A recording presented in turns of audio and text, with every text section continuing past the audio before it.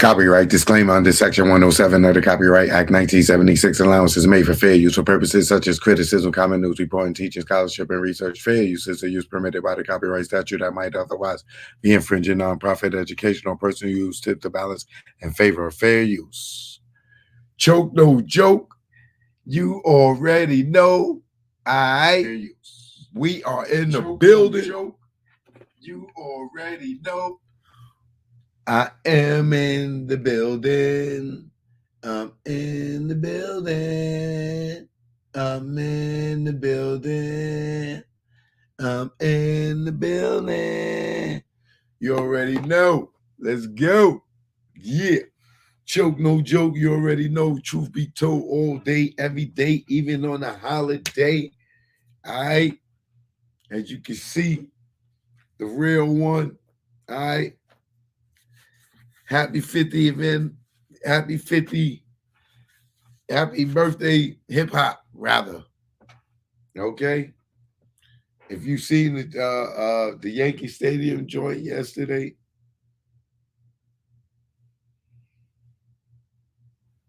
that was something. Oh my God. Yeah, I got to get into that, man. Shout out to Nas Escobar. Shout out to Mass Appeal. Y'all did that thing. And shout out to LL with the Rock the Bells Festival. We're going to talk about that one too. And I'm going to tell y'all the difference between the two. Because there was a difference between the two of Rock the Bells and the Hip Hop 50 show at Yankee Stadium. I think they was too close in time, like a week apart. I didn't think that was a good idea. I didn't like Run DMC headlining both of them. That was like corny, you know, even though I was excited to see Run DMC, don't get me wrong. But them to be the headliners on both shows a week apart, it was more of an impact at Rock the Bells because that was the first time we seen them in like goddamn 20, 30 years. But to see them again like a week later and them be headlining the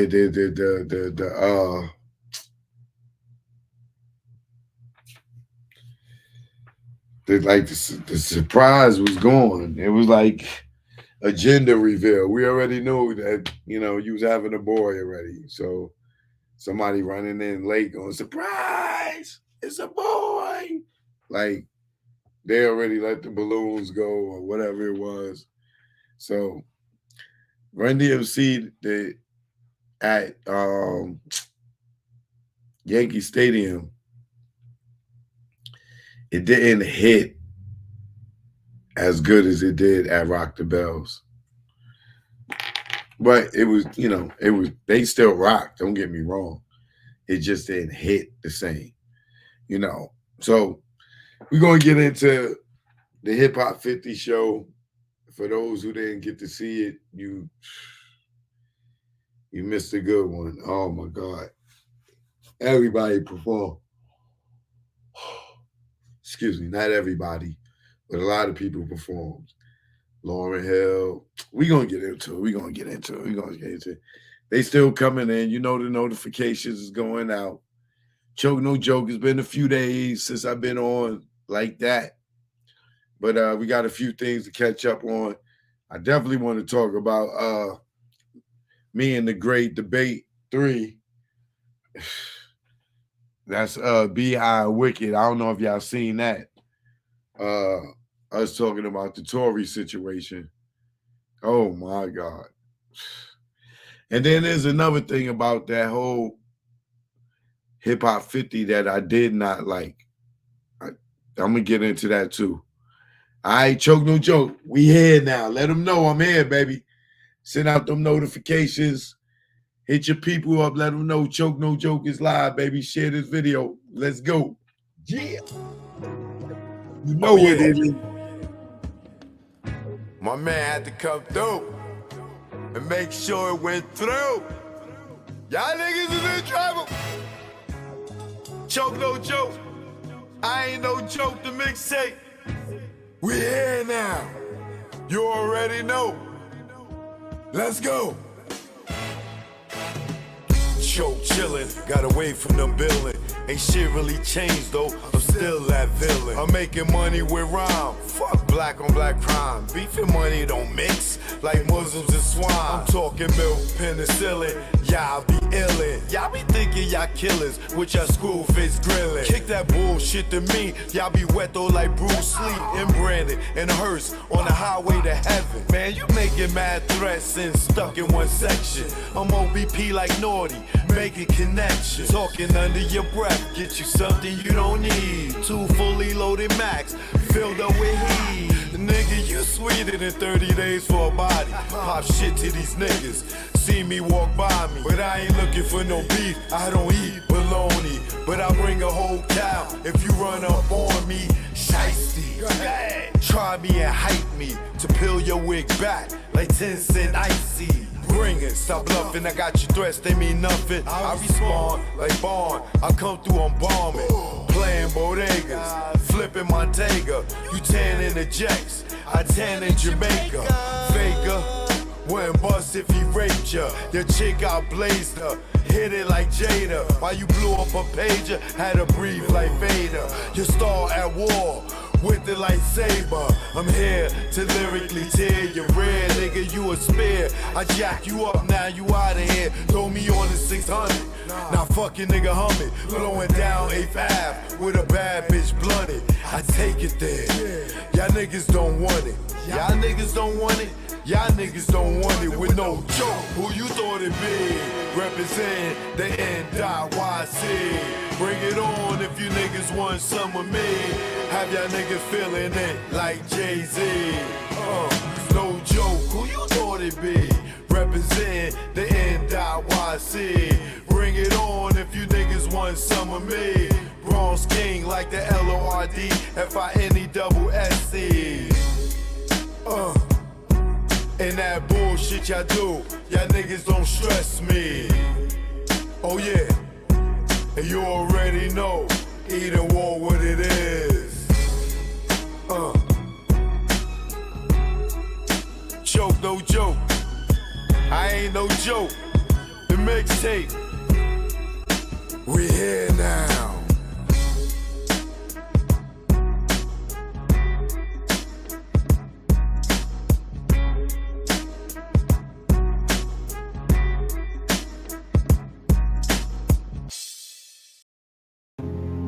They counted me out, 'cause I didn't wanna get down.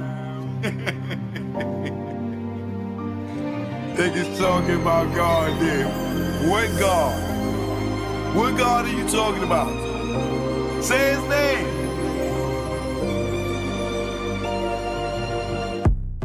This nigga went Eric Benet.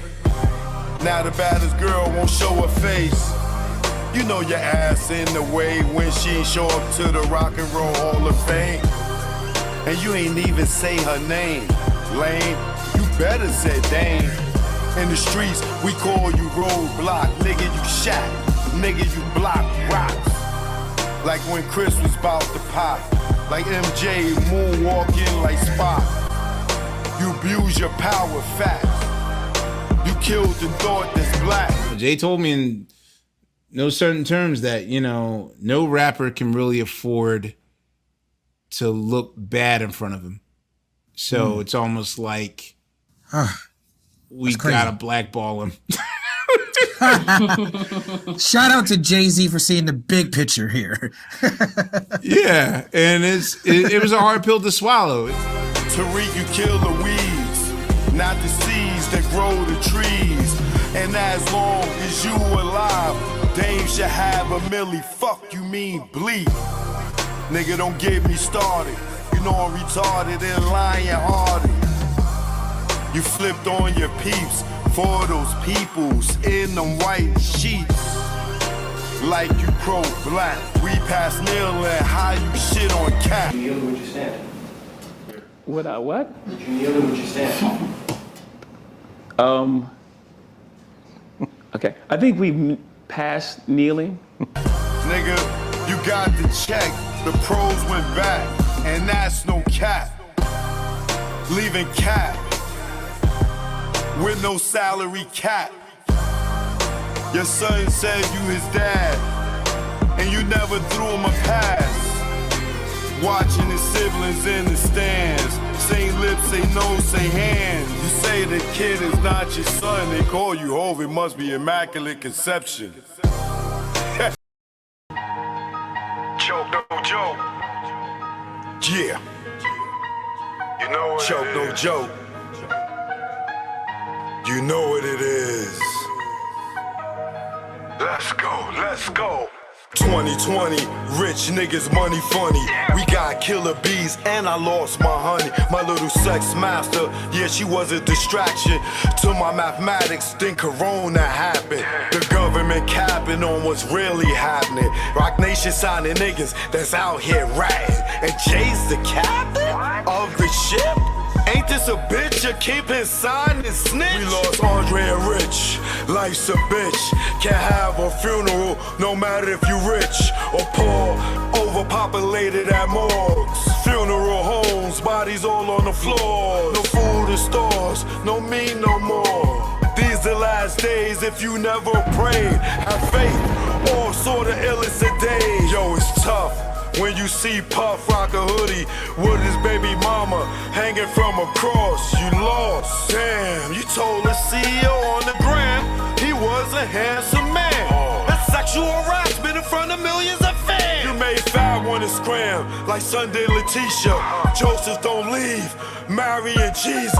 Sags, self-pleasing, some sneak thievers. If we were kids, you call them flat leavers. They use you, don't need you. It's birth you, then see ya. Cross you, then be ya. Curve you and flee ya. Niggas wanna be you until they see you. They idolize you like you in the case. Nigga, you know who got punched in the face. In the A on stage or any place. A nigga like me never retire like Mace. And don't even care if the church is the escape. Last real nigga alive amongst your face. Y'all big bad, no frosting on my face. You can't come out, Epstein flight log is out. And tell us, what that spirit cooking about? Head to head with a satanist and niggas in down. The power of the dark side blocked me out. That's why I'm blacking. Get it in any sport trick. That's why you the non-factor. 6ix9ine keep acting like you ain't acting. You wasn't flagging in the court yapping. That tough guy on the gram was just blabbing. Nigga, you capping. I'm the king of New York. At y'all niggas, I'm laughing. At the plaza. At the plaza. It's the king of New York. Choke no joke. We here now. You know what it is. Eden Wall, stand up.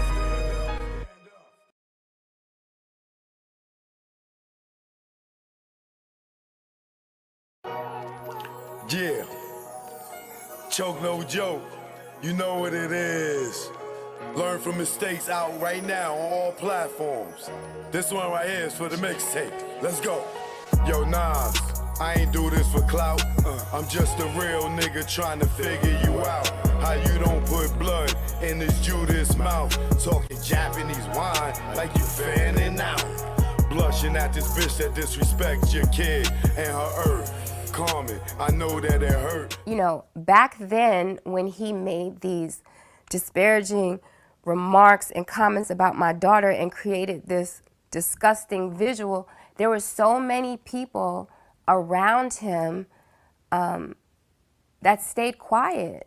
They said absolutely nothing. Carmen, I know that it hurt. You said Pac left us. When rappers that wink at other rappers in the studio, which made me think, yo, what he got on you? And homie in pink, cause at Webster Hall, he didn't stream one link. Yo, y'all glutton for punishment. I'm sick and I'm done with it. If it was part of your plan, Nas, pardon my word on it, I'm just your fan. with little celebrity. Some say it's just the hate in me. Nah, I'm cut from a cloth. You don't brush shit off. Well, the penthouse of law gotta have a ceiling. Only forgive hoes with sexual healing. And that thought right now is not appealing. With these chicks, with the dicks like Little Nas X, I'm not a fan. You damaged your brand. Yo, Nas, don't ever do that shit again. I'm signing off. Esco stand. Yeah. Choke no joke, you know what it is. You know what it is. Oh yeah, and you nigga, I ain't sorry for shit. I ain't with your boys' games, nigga, I'm with the shit. Wedge, Webster Dictionary defines the word as a substance that is used for splitting wood or rocks.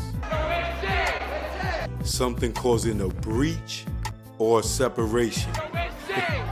It's funny what that lens can capture. Separation, division. How y'all having a meeting about Jay without? Nope, not drugs right there. Nobody told me nothing. How come y'all having a meeting without Jay? Without Jay without? I don't get it. It's 10:30 in the morning. Now you want to get Leo? Please go get him. No, actually, I was just gonna go to the restroom. I'll be right back. Why are you leaving? I'm asking a question. She doesn't have an answer. Well, I'm wondering what line of thought is it? What pattern is it? John McNeely and all of y'all that y'all have my biggest artists here, and y'all in here, y'all Def Jam staff is dealing with Jay's marketing without me. Please explain that to me, because this seems treacherous. And animosity. What you mean bullshit? The fuck? Y'all niggas having meetings about my artist without calling me? It ain't no bullshit. It ain't no bullshit. Man, look, oh y'all look, everybody here is ashamed of y'all. Who wants to work under a cow? They don't have to. Cow. I ain't with your boys' games, nigga, I'm with the shit. I'm nothing like Nas, I'm with the shit. I'm more like Jungle, wanting to bust your shit. But bro got me on chill. He said I'm Illmatic, with the static, with the ratchets. Let's go to Brooklyn, cause he gotta have it. School days, would've called you faggot and smoked you like a Spike Lee joint. Yo, the greatest of all timers, got hit with all timers. You buster, nigga, your mic with the shiner. Knockout. Yeah, one-liners, give you a reason to be a one-eyer without reasonable doubt. You been a liar. You headache Kane, Jazzo inspired, rape Damon. So they trying to take our franchise from us. That's what they trying to do. Make this beef with. They trying to. I bet you they're staging this beef with us. Trust me. Trust me. It was all about the power to, to get rid of Dame Dash, and take Jay-Z to the next level without Dame. And it was, Dame should stop blaming Leo and Todd Moskowitz and start blaming Steve Stout. You know about the Scarface party and all that? How they put the Michel's house on in Puerto Rico? He's gonna be there performing, but they're doing something with them. Who, Jay? Yeah. No. Yeah. He's gonna be out there for that. With the release of the Scarface DVD.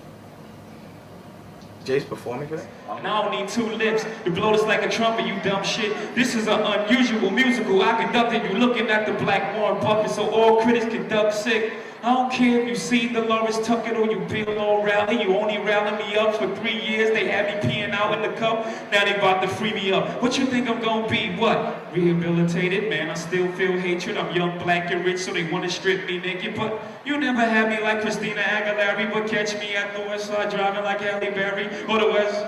Fuck it. Peace and love, y'all. The Black Album on the way. And then we doing our party, so. Following Steve Stout's direction. And what was Steve Stout telling you to do? He walked me through how to get rid. His plan was to get rid of Dame Dash. He told you that? That was the plan. Okay. Rape Dame and Chris, they ran the lion through the rock and the fire. Damn, you cold.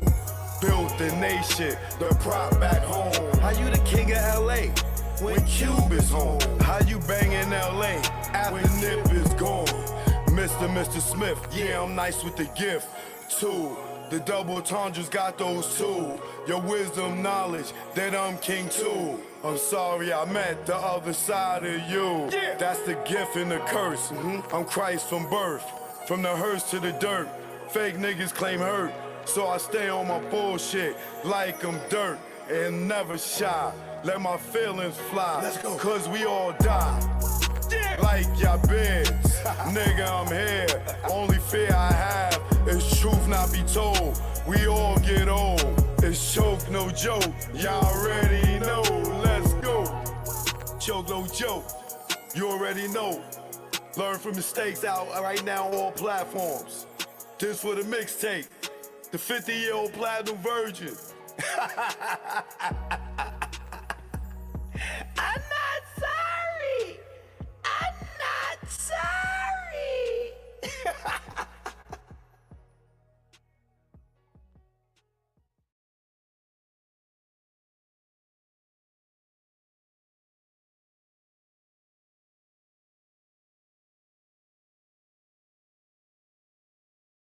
Welcome to AMC Theater 11. Enjoy your show.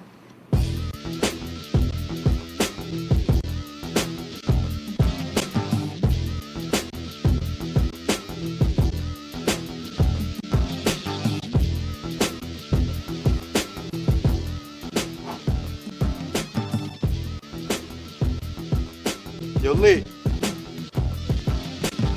Run the rail.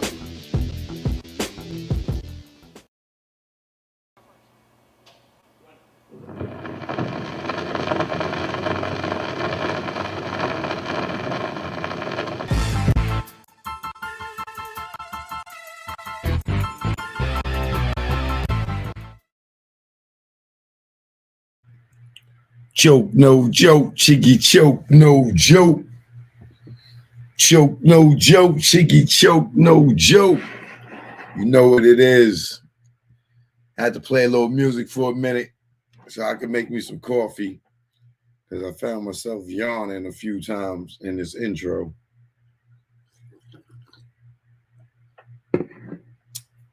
So I thought I'd make me some cappuccino. You dig? You already know. Choke did. Choke type O. You better wait. You better hope your young punk ass get to be old, goddamn it. Choke type O. Nigga, I'm blessed. You better hope your young little snotty ass nigga. You better hope you even get to see your kid graduate from fucking kindergarten, nigga. You young whippersnappers.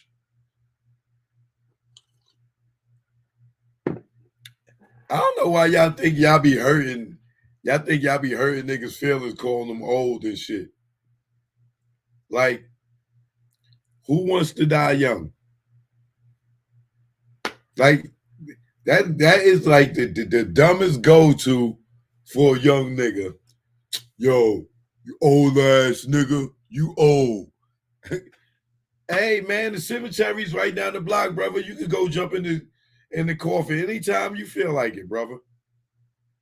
There's plenty of apparatuses out here for you to take yourself out if you got a problem with being old. God damn it.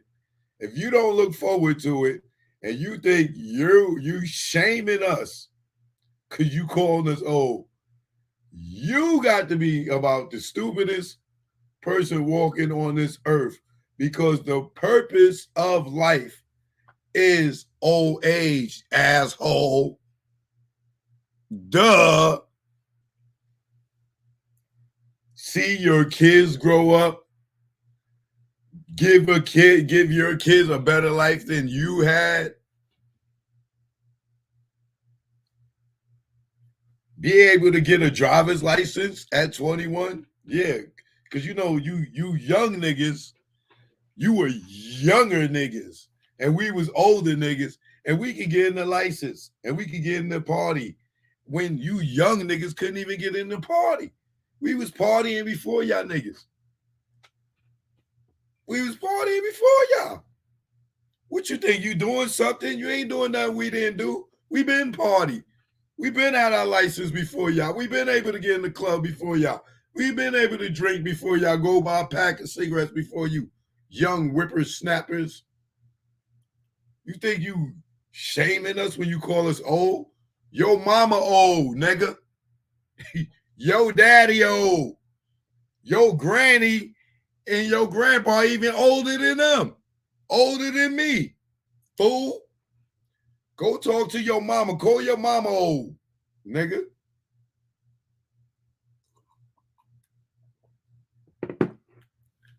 That is the most ignorant shit in the world. Old ass nigga. Nigga, you old. So what your mother is? What your mother is? What your father is? What your grandma? What your grandparents are? Huh? What your great grand motherfucking parent is? Huh? Smart ass, old ass niggas. You know, your niggas is old. Old nigga, you old. See, nigga, Google the nearest cemetery and go put your ass in it. If you don't want to be old, you jackass. Shout out to Abdul. Good looking Abdul Shakur. Yeah, I don't understand. Yeah, like, we are the ones that's thanking God every day we wake up, because some of us really survive some hard times in life and are happy with the life that we have now. So when you young dudes be out here trying to shame somebody for surviving decades on this wicked ass earth with all these backstabbing ass people, these foul people, these all kind of sick people in their heads, and you get to 1 decade, 2 decades, 3 decades, 4 decades, 5 decades, and you done seen people die in your first decade on the earth. Your second decade, you done seen more people die than when you did your first decade. By your third decade on this earth, you done seen even more people die over bullshit too. Let's not even think about, let's think about some of the shit that we lost friends over. Robberies for their jewelry, or they was getting more money, jealousy, gang shit, right? And you only been on, and you could have seen people die for that just 2 decades on this earth. So think when you got 4 decades on this earth. By the time you got 4 decades on this earth, some of y'all by 3 decades on this earth, you might already be in a position to be a grandmother. Because some of y'all had babies at 15. And at 30, your child is 15 and they pregnant. Young niggas. There are grandmothers out here at 40. Easy. Easy. Some of y'all right now know somebody or got somebody in your family that got that they grandparents and they didn't even hit 40.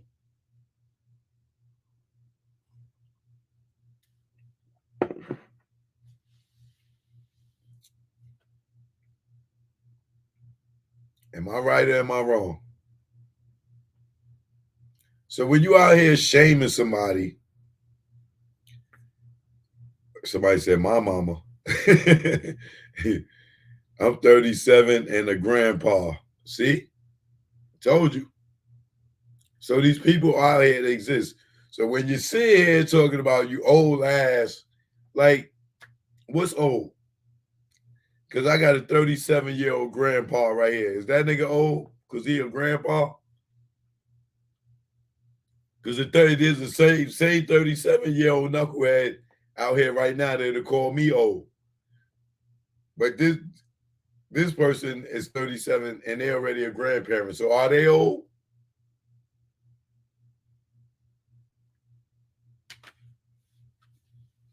So you little snotty nose niggas calling niggas old, probably still living with your mother. Grown ass, still living at home, calling somebody old, but your mother's still washing your goddamn, washing your clothes. You fucking grown ass baby. Baby boy, you still living with your mama. Your mama still washing your drawers, seeing your skid marks in your drawers. Can't believe her grown ass son still got skid marks. Damn, Ma, you ain't washed my clothes, Ma, there. You don't even know how to wash clothes yet, baby boy. You don't even know how to wash your own clothes yet. In your 30s, call niggas old, living in your still living with your mother, trying to sneak women in her house. Dirty nigga ain't even got no money for no hotel. Little dirty nigga. Shut up, calling people old.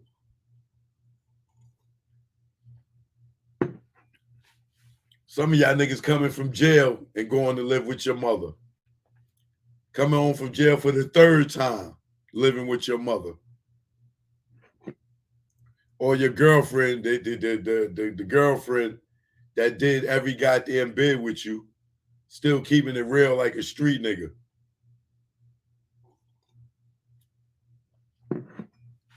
Y'all niggas better not get me started tonight, goddammit. Because this coffee might have Baileys in it. Don't get me started. This coffee might have Baileys in it. Do not get me started.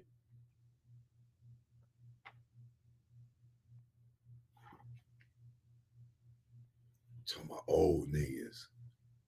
Y'all old niggas. What make me old? The gray hair? That make me old? You better hope you get to see gray hair. You better hope you get to see gray hair. You better pray one day you get gray hair like you prayed to get a beard or a mustache.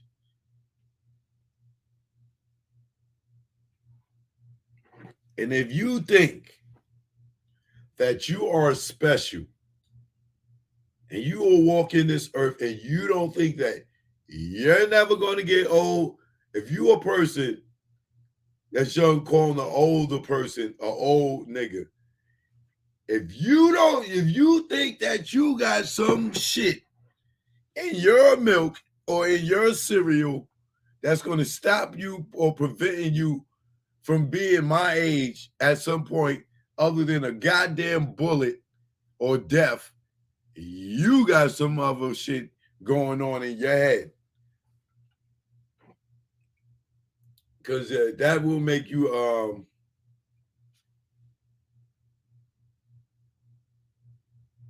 trans Benjamin Button. Because you will really think that you're not going to get old, huh? Goofies.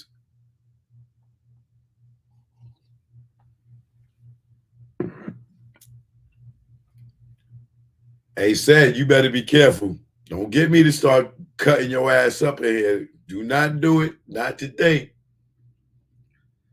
Do not do it. Not today. This is not the subject for you to be trying to sneak them little corny jokes in, you little midget. Do not get me started on your little ass in old age. Because you've been in kindergarten for 6 decades. Just off your height alone. You can't even graduate because you can't get past the ruler mark.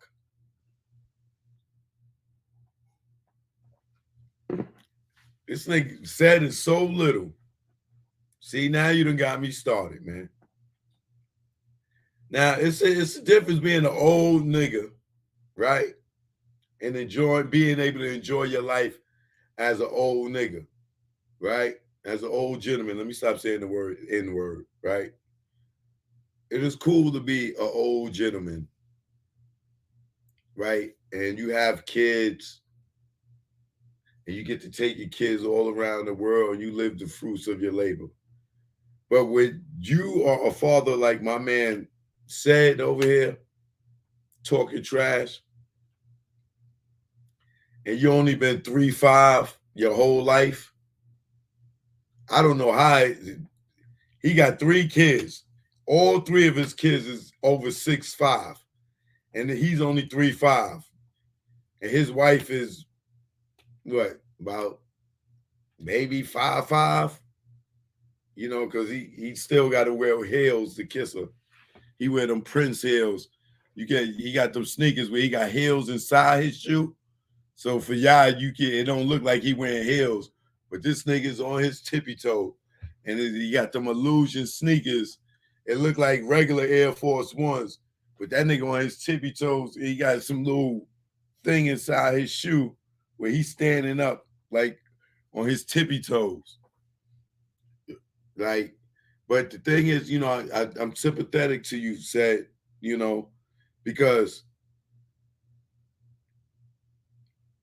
as we became fathers and we all would take our kids to the amusement park, you know, even, you know, when his kids got 17, 18, we go to Great Adventures, they would still have to take their father to the kiddie park because, you know, he couldn't reach that height over the thing. He was only 3.5 feet.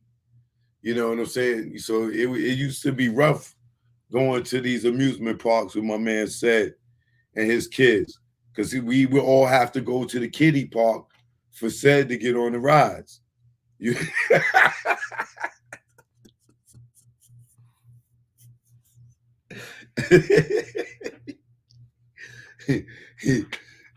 And I know, say, you know, he used to be frustrated because he used to have to come to me all the time, be like, yo, Joe, can you take my son on the Batman ride?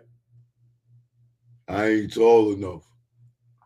I'm like, damn, Sam, why you didn't bring the fucking sneakers this time, man? Because he bring them sneakers, they'd make him at least like 4'2", you know what I'm saying?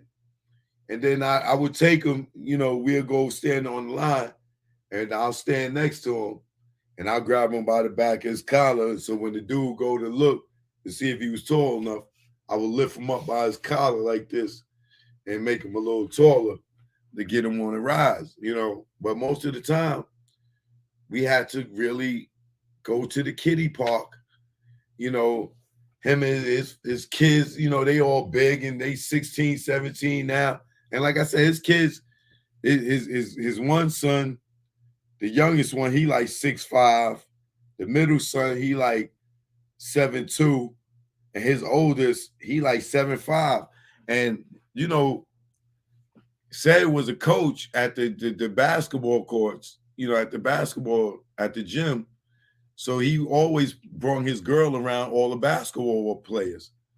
So I didn't, you know, I always told him to get a DNA test, but he told me, man, yo, Joke, man, she loved me, man. She would never do that. I'm like, said, man, you only 3'5". You're not a little concerned that your shortest kid is 6'5"? Nah, she loved me, man. I ain't got to do no goddamn DNA test. Show those my kids. I see me in them. I'm like, where, nigga? What do you look like? One of they big toes? Like, but every time, man, we go to the music park. Joe, I know, said. Come on, little said Junior. Said the second, said the third. Come on, y'all. We going on the Batman ride. Yo, said here, all our stuff.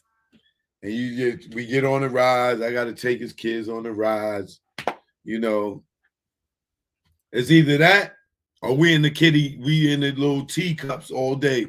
Grown ass man, our feet hanging out over the goddamn teacup and shit like this. We in there with sad little ass trying to act like we having fun. Whee! Yeah, he said, come on.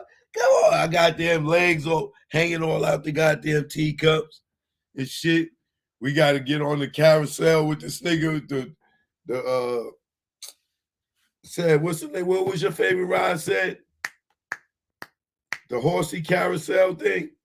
Yeah, we would get on there. You know, that shit just go around in a circle. There's a whole bunch of horses on there.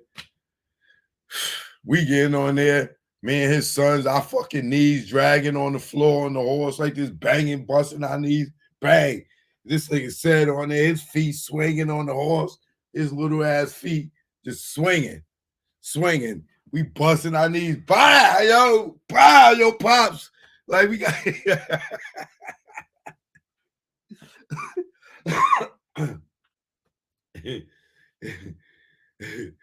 oh my God. Yeah, said, look.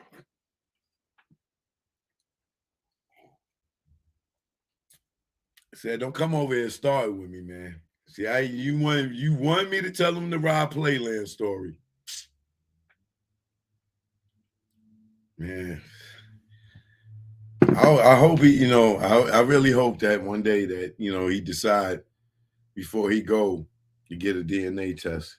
Because I don't know no man that's 3'5" and his wife is 5'5" and all his kids are 6'5" and over. Like the baby's 7.5 feet.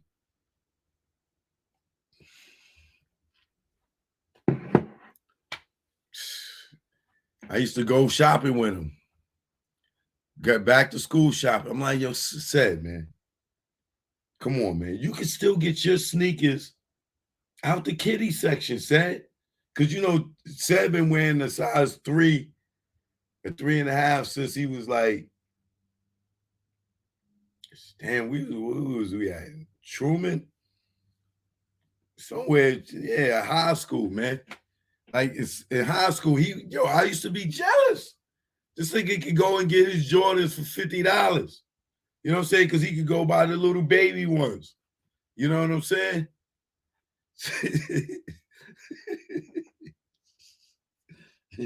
We over here paying $200 for Jordans. This nigga always be able to. And I'm like, damn, man. Yo, I don't even want to tell y'all how. When we was in elementary school, this nigga feet was so little. Said used to run around. We used to try to steal cars. Said wanted to steal the cars that had the baby shoes hanging from the rear view window. I mean the rear view mirror.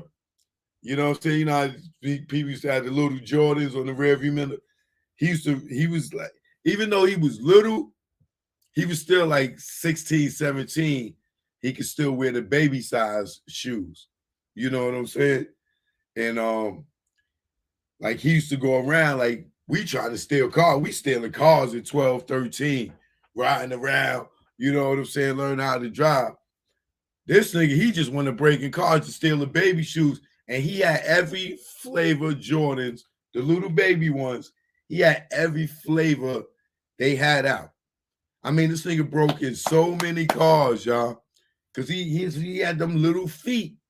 You know what I'm saying? We used to be jealous. This thing used to be fresh. You know what I'm saying? He used to have the Oshkosh jumpers with the little Jordans. This nigga was fresh. I used to hate this nigga. Boy, I used to hate him, boy. He was so fresh. Because we were like, our moms and stuff, like we 16, 17 now. Our moms is giving us money.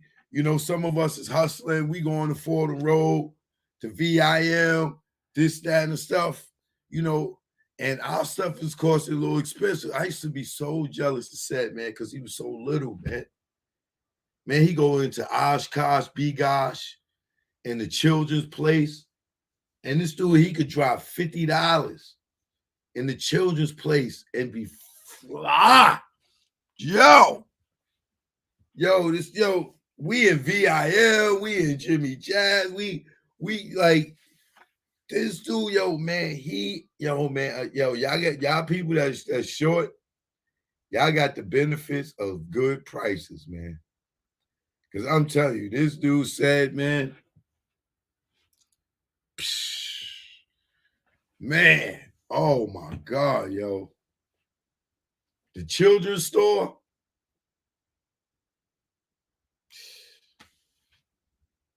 When we was paying all that money for the jumpers, remember We used to get the Jabot jumpers. This nigga bust out with the Oshkosh B gosh, like, and be fly with the Jordans that he stole from the rear view mirrors. Man, I'm telling you, by the time he was 40, he would still be able to go in the kids section and buy shoes. But you know where he used to be pissed off?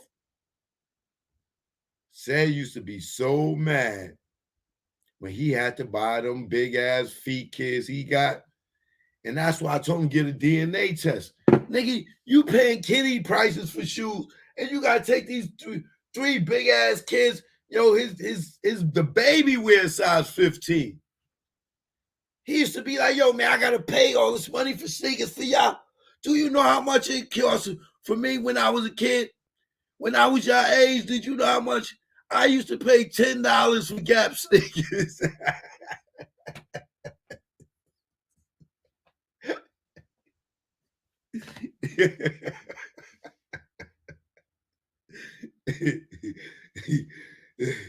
Said, let me leave you alone, man. So you come in here. You see that face right there? That right there is the face of a munchkin. Okay? If they did the Wiz over, he would be the leader of the Munchkins.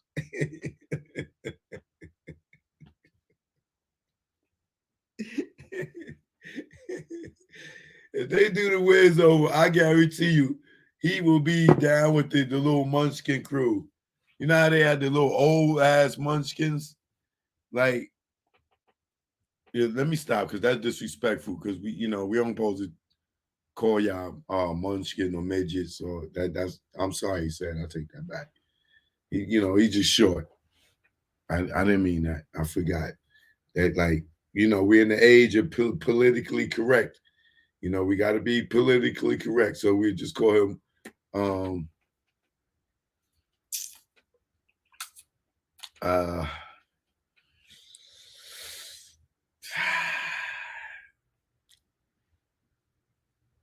oh God, this is such a weird time, man.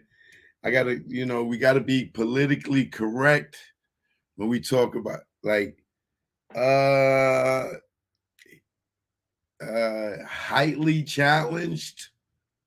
What would be the good word, y'all? Anybody want to help me out here?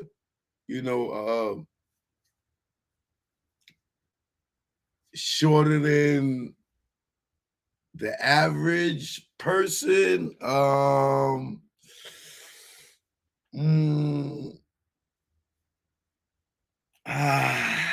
don't know. Said, have you ever dated a woman that was 6 feet? And at the end of the night, how did you kiss her? Did you have to pull up a chair and stand on a chair or a crate? Like, when you date women that's taller than you, do you just keep a crate in the backseat of your car? So when it's time that you walk her to the door and you say goodnight, you just pull a crate in front of you, you stand on it, and give her a hug and a kiss. Like, how does that work when you date women that got a few feet over you? Can you please tell me that in the chat? Vertically challenged. Thank you. That's the word we've been looking for. Vertically challenged. You know what I mean? You ever heard the saying back in the day, my nigga get no bigger? If you look up that phrase, you'll see sad face.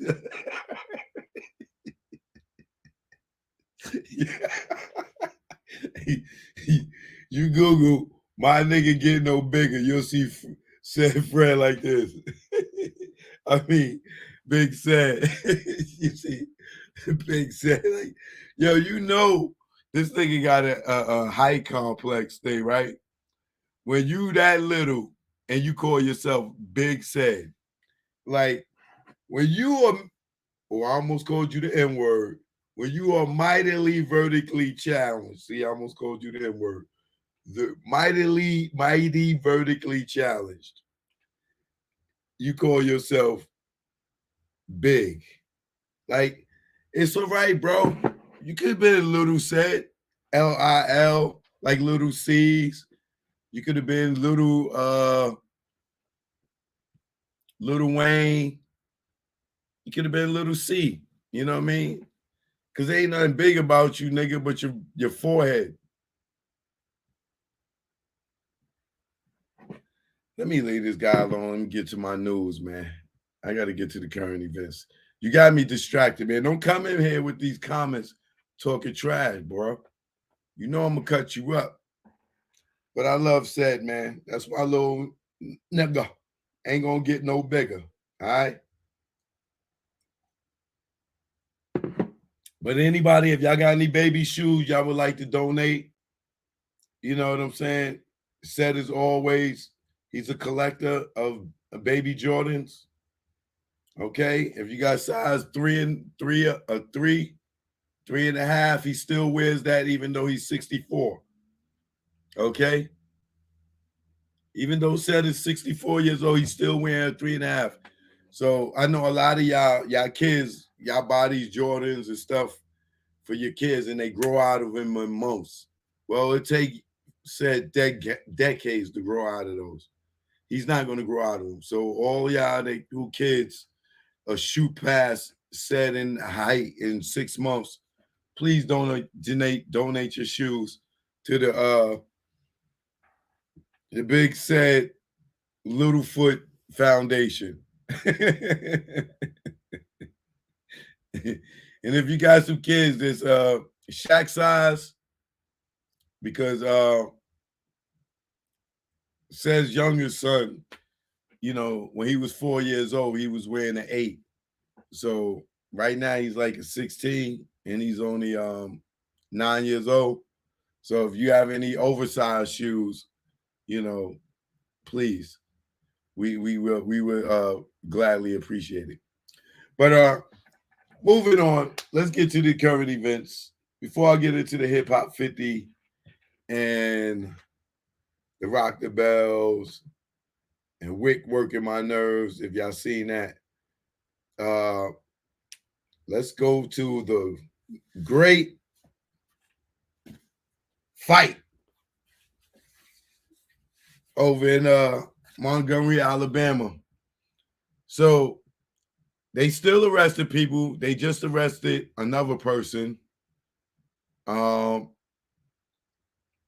But let's see what they had to say about this in the news conference about the arrest. All right, let's get into that. Everyone in our community that has been so helpful regarding the situation that brings us here today. As you all know, we had an unfortunate event to take place over the weekend downtown Montgomery on our riverfront. It was something that was brought on by reckless individuals who did not really use good judgment and caused an event that certainly was avoidable.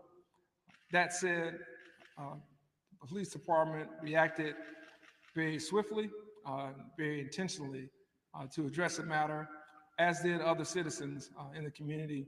And so at this time, we wanted to bring forth some information that we did not have as our investigation continues to report to the public.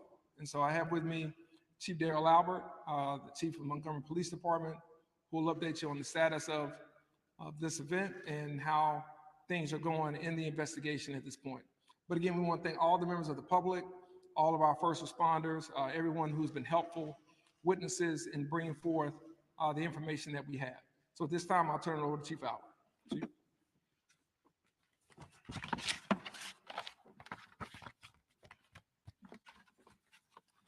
Good afternoon.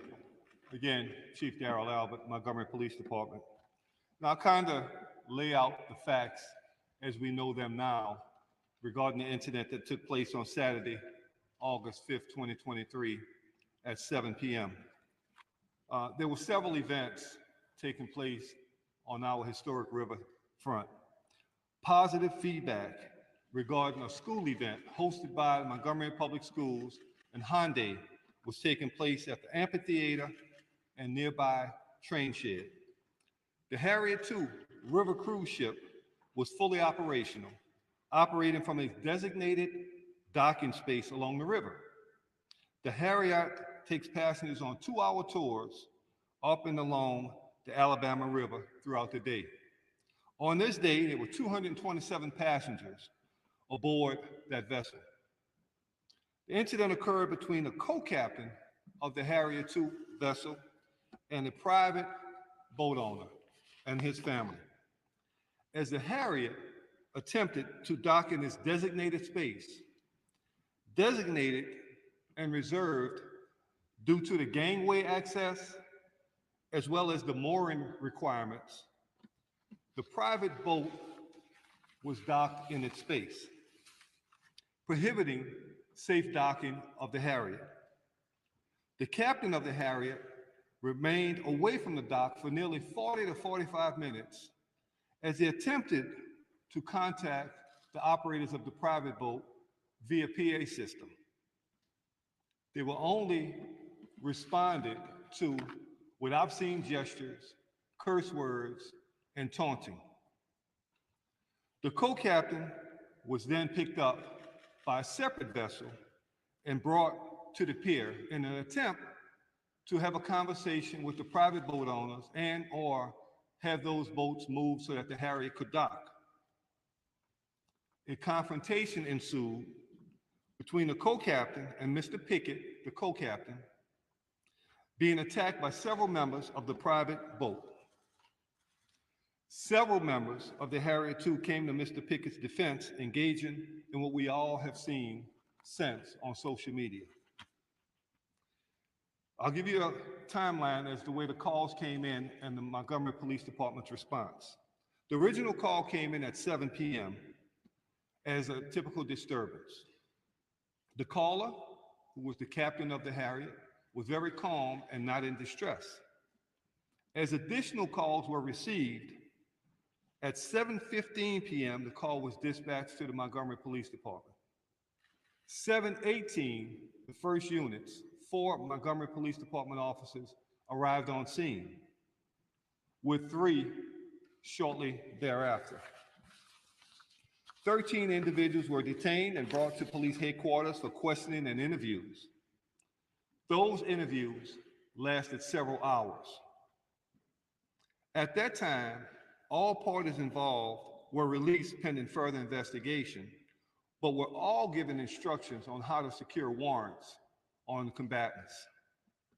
We have since consulted with and are continuing to work with the Alabama Law Enforcement Agency, our state police agency, the Montgomery's DA's office, and the local office of the FBI. This investigation is ongoing and more charges are likely. We encourage the public to continue to send us additional videos or evidence relating to this case.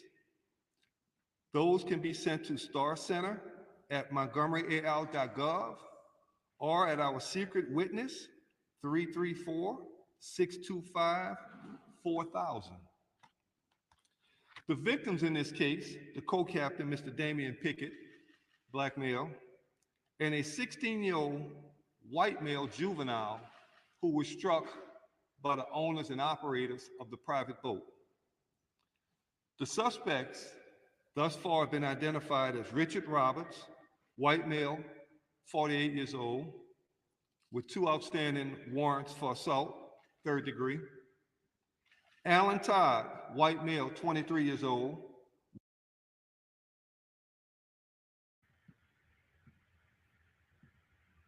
Y'all heard that? This dude got several warrants for assault. This white guy. Several warrants for assault. So he just out here. He's probably a bar fighter. This motherfucker probably be in bars fighting, drunk ass nigga, always getting in shit. He's the person that you don't want to hang out with. Always going, the night always going to end up in a fight, allegedly.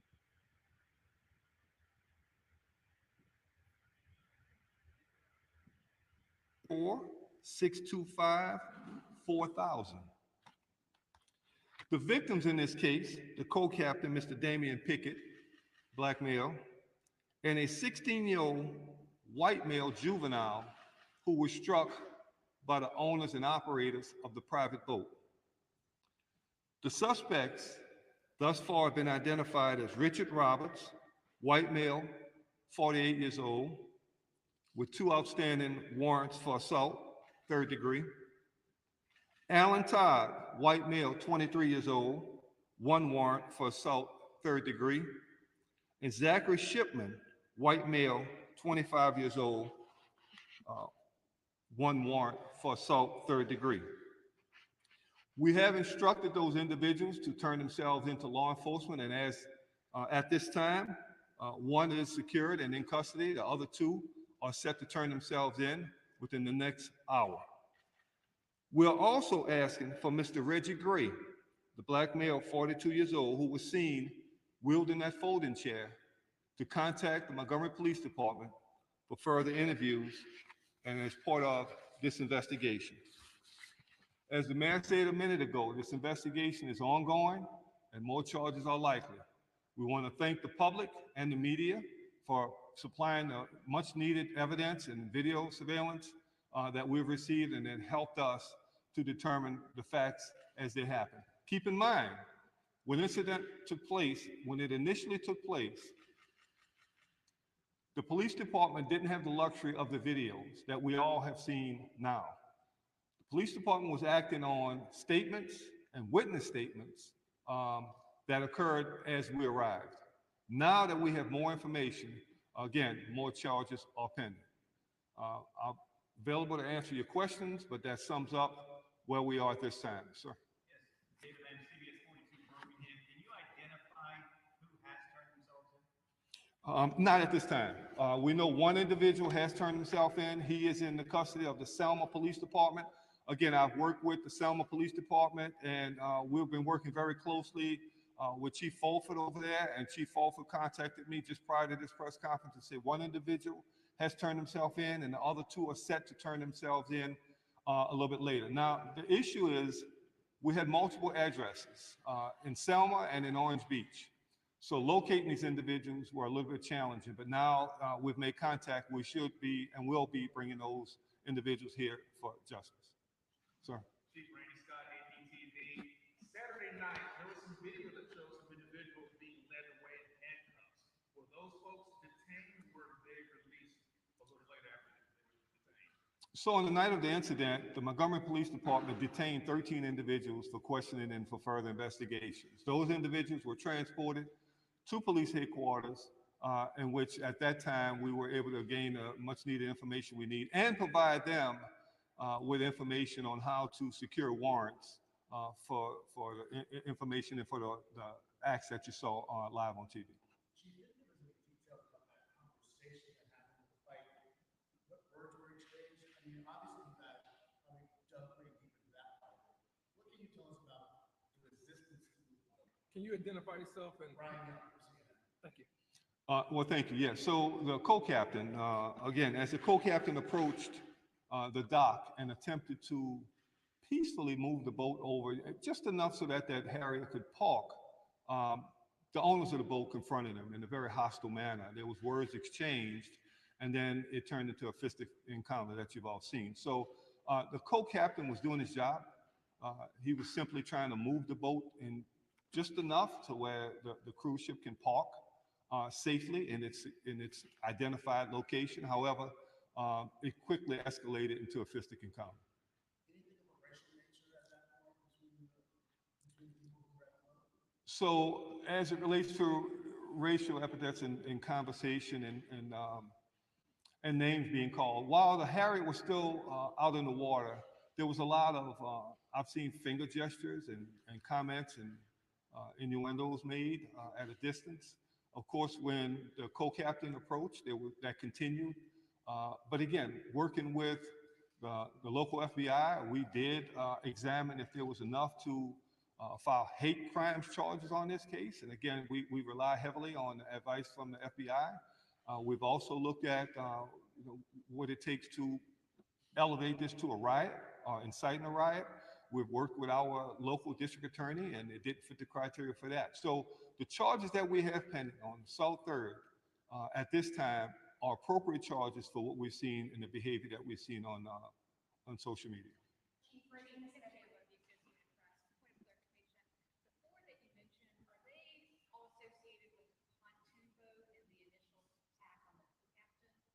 Yes, so the 4 warrants that secured are all members of the pontoon boat, and the attack on the co-captain. And there was an attack on a 16-year-old employee of the smaller vessel that took the co-captain from the Harriet to the dock. That 16-year-old was assaulted by one of those members of that pontoon boat, and his mother actually went and signed warrants on one of those individuals. That individual was a 16-year-old white male employee of the smaller vessel that was operating in the river at that time as well. Chief Rosanna Smith with WSFA, can you please provide us with the names of those suspects in the development for us? And then, are these misdemeanor charges or what? Yes, so assault third is misdemeanor charges by statute. And the names of the individuals that's wanted is Richard Roberts, Roberts. He's a white male, 48 years old. He has 2 warrants pending for assault third. Alan Todd, TODD, 23-year-old white male, has 1 warrant pending. And Zachary Shipman, SHIPMAN, white male, 25 years old, he has 1 warrant pending. And just for the record, Jai, if you thinking that these people are going to get any real time for a 3rd degree misdemeanor, you can forget it.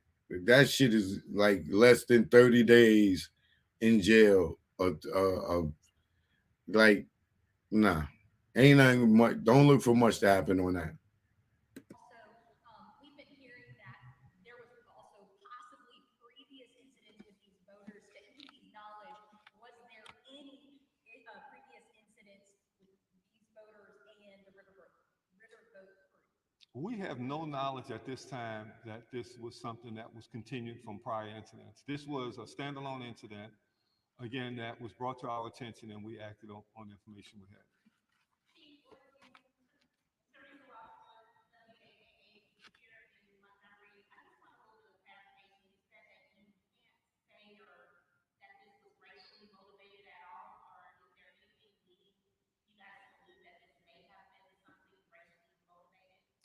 I can tell you we looked at every avenue. There was no stone unturned. We examined this over a period of time, not only that night, but since that night.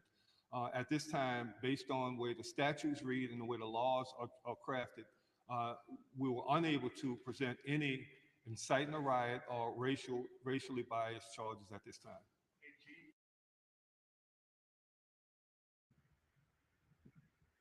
Now, let me tell y'all something over here in YouTube land. We know that was racially motivated, right? Because if that was a white guy who came over there and like, hey, you know, you guys, you know, be good. And well, you know what? I don't know, because they probably was some drunk assholes anyway. So it probably wouldn't even matter the race. But I guarantee you, if that motherfucker, that the captain of that shit was gay, they would have found a hate crime in that shit. Like, I'll tell you, black people don't got no rights no more. It ain't racially motivated no more. This, that, and the other. But had that the goddamn captain been gay, they would have made it a goddamn hate crime. You know what I'm saying? So all the obscenity, if they called him nigga, fuck you, nigga, none of that shit matters. But if he was gay and he said a gay slur and they beat him up in it, this would be a whole federal crime. It'd be a whole totally different thing. Just like that. This ain't no different from that gas station incident where they trying to say the dude got killed over Beyonce music because they was dancing. It was white guys against black guys, and they argued and everything in the gas station. Dude got stabbed. But being that the guy was gay and they was dancing to gay music and stuff, they made it a hate crime. This ain't a hate crime with all these white persons jumping on a... All right, man. Forget it.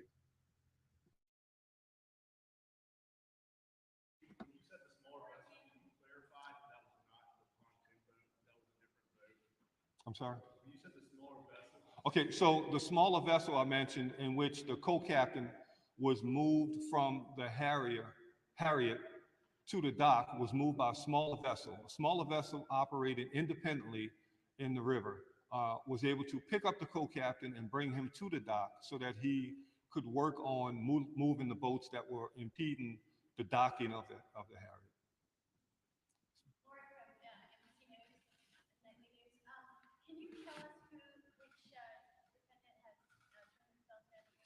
I do not have the information on the defendant that turned himself in. We do know that one has since been taken into custody by Selma PD, and the other two are en route to Selma now to turn themselves in. And of course, the Montgomery Police Department will do that transfer of those suspects for to be transported here to the city of Montgomery.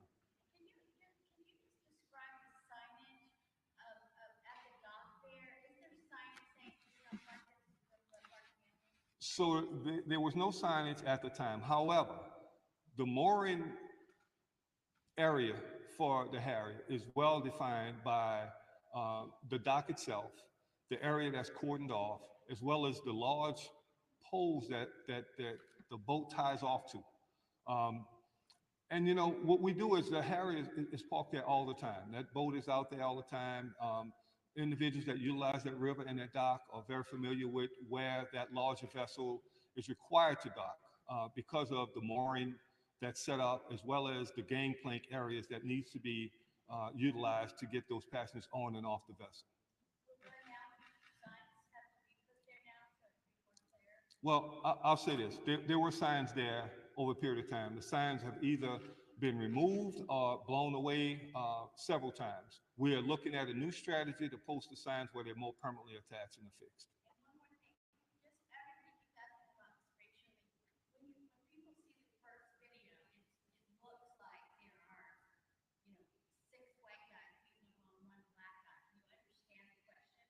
Absolutely understand the question and the concern. That's why this department went above and beyond and looked under every stone for answers. And we reached out to not only ourselves internally, but we looked at our state and federal partners to consult with to see if we're right in line with the charges that's appropriate for the incident at hand. A question, Chief, for you and Mr. Mayor, was as you all looked at the video and saw this become what it has become, can you just kind of tell us thoughts and emotions that you both felt watching all this over the past few days? Well, first of all, this is not indicative of who we are as a city. The city of Montgomery is much better than that. Our people are fine people. We have plenty going on in terms of events. Look, that was a positive event. The Montgomery Public Schools and Hyundai Corporation getting together to do a back-to-school event. We had the boat operating in the river. We had folks downtown enjoying a good day.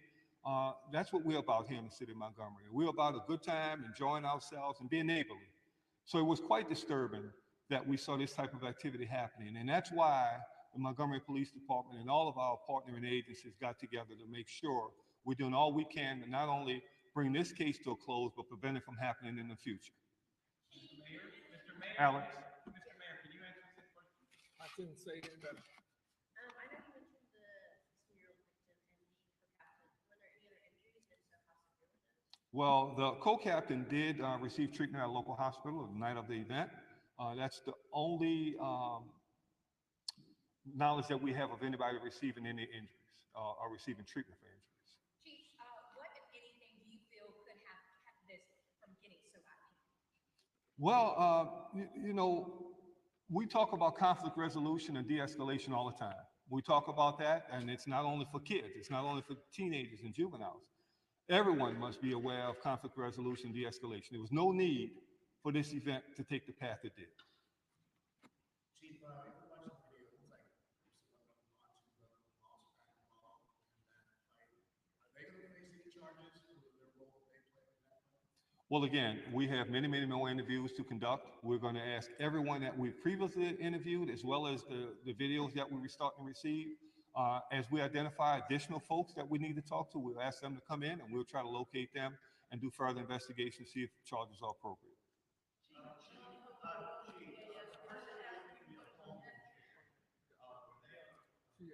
Wait, let's go here and I'll come back to you.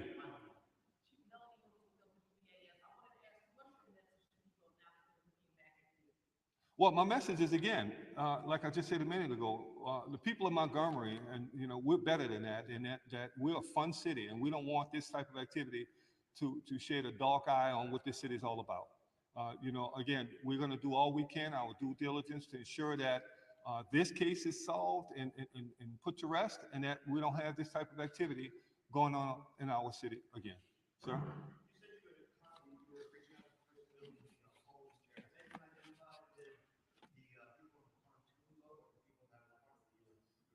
Can you state your name and who you're with? With who? Okay, so the individual wielding the folding chair has been identified as Mr. Reggie Gray, black male, 42 years old. We're again asking Mr. Reggie Gray to contact local law enforcement. There's more interviews and for us to conduct with him, and I'm sure we'll be in contact with him in the very near future. We're asking him to reach out to us within the next 24 hours so we can again sort through the issues with the folding chair, and what we all saw on social media as well.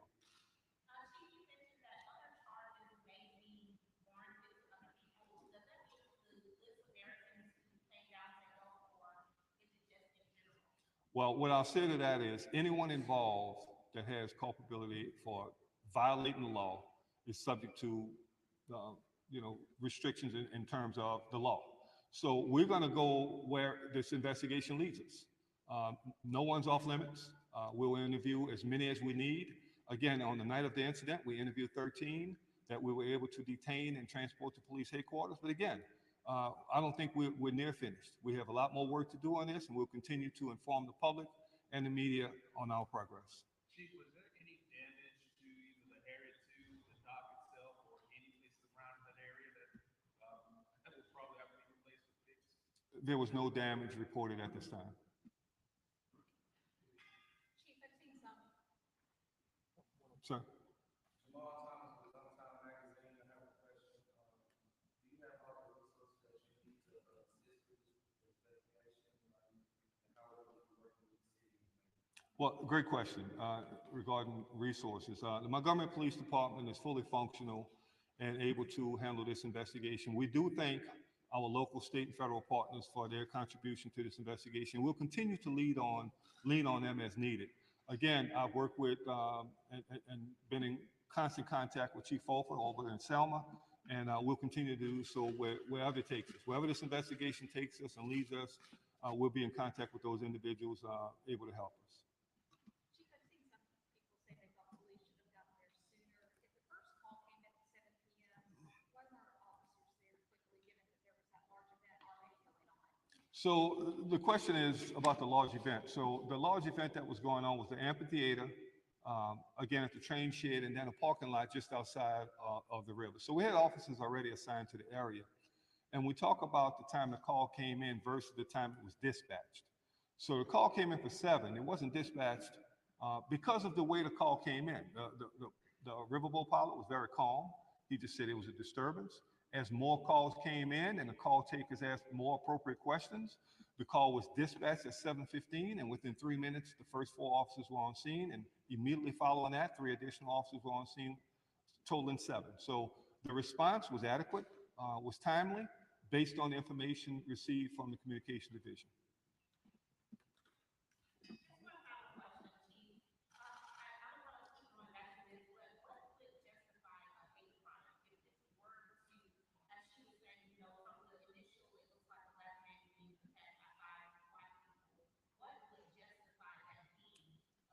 Teresa, what I'll tell you is that based on the elements of this crime, those elements did not exist.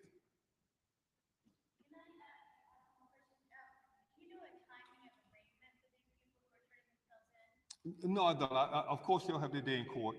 We're going to be transported from Selma over here to Montgomery, and then they'll face the court system here in the city of Montgomery.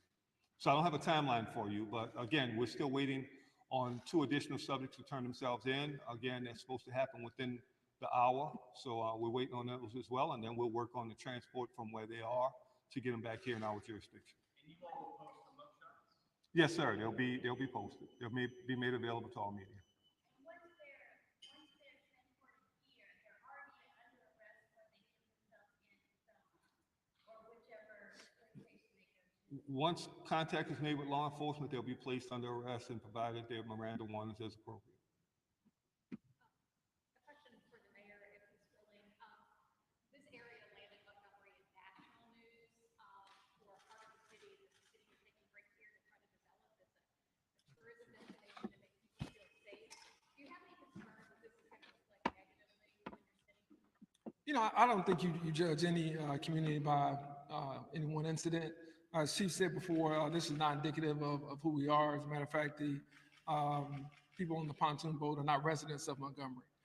So I think it's important for us to address this as an isolated incident, one that was avoidable, and one that was brought on by individuals who chose the wrong path of action. From the time they were notified that they were in the vicinity of where the Harriet parks, to how they responded to when they were given a second notice of that. So this is not indicative of our community at all, and I think people will view this as the actions of a few individuals and not characterize the entire community. All right. Well, listen, with that, we want to thank, go ahead. Sure.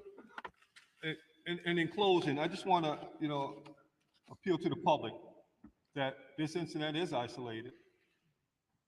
It will be over soon. We're going to continue our investigation until we put this to rest. But make no mistake, our Fusion Center, our state police, our partnering agencies, we're all paying attention to what's going on. And in terms of any possible retaliatory acts, don't come here with it. We're not going to tolerate it. We will be active, we will be aggressive, and we will not allow this type of behavior in our city. That's the message to the community. And again, thank everyone, thank the public.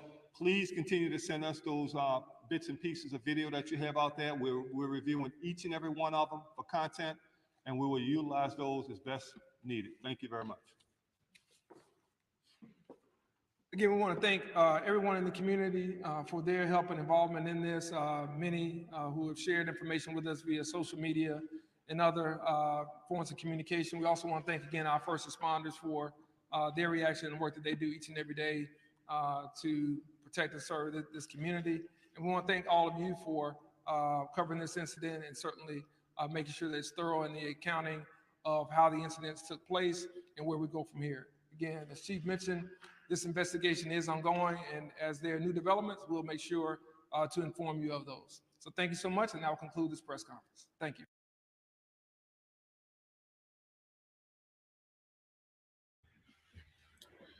So to make a long story short, y'all, ain't nobody going to jail for that shit. You know what I'm saying? Somebody might get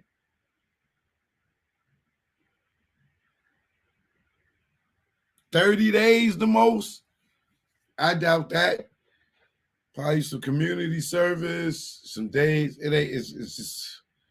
It's a simple fight. If it's a third-degree misdemeanor, even if it was an A misdemeanor, I wouldn't be looking for nobody to go to jail. So I definitely ain't looking for nobody to go to jail on no goddamn third-degree misdemeanor. It just ain't happening. And they ain't not gonna make it a hate crime. Even though it could have been racially motivated and stuff. But like I said, if that captain was gay, it would definitely be a hate crime, without a question. But one of the captains speaking out about it, let me show y'all that. We still under fair use here. Alabama Brawl is speaking out for the very first time. He joins me live. But first, some new developments tonight in the investigation. Police are now charging another person, this time Mary Todd, with third-degree assault, making her the fourth person now facing charges. A 21-year-old turned herself in today, expected to make her first court appearance tomorrow morning. Earlier this week, police also charged 3 men with third-degree assault.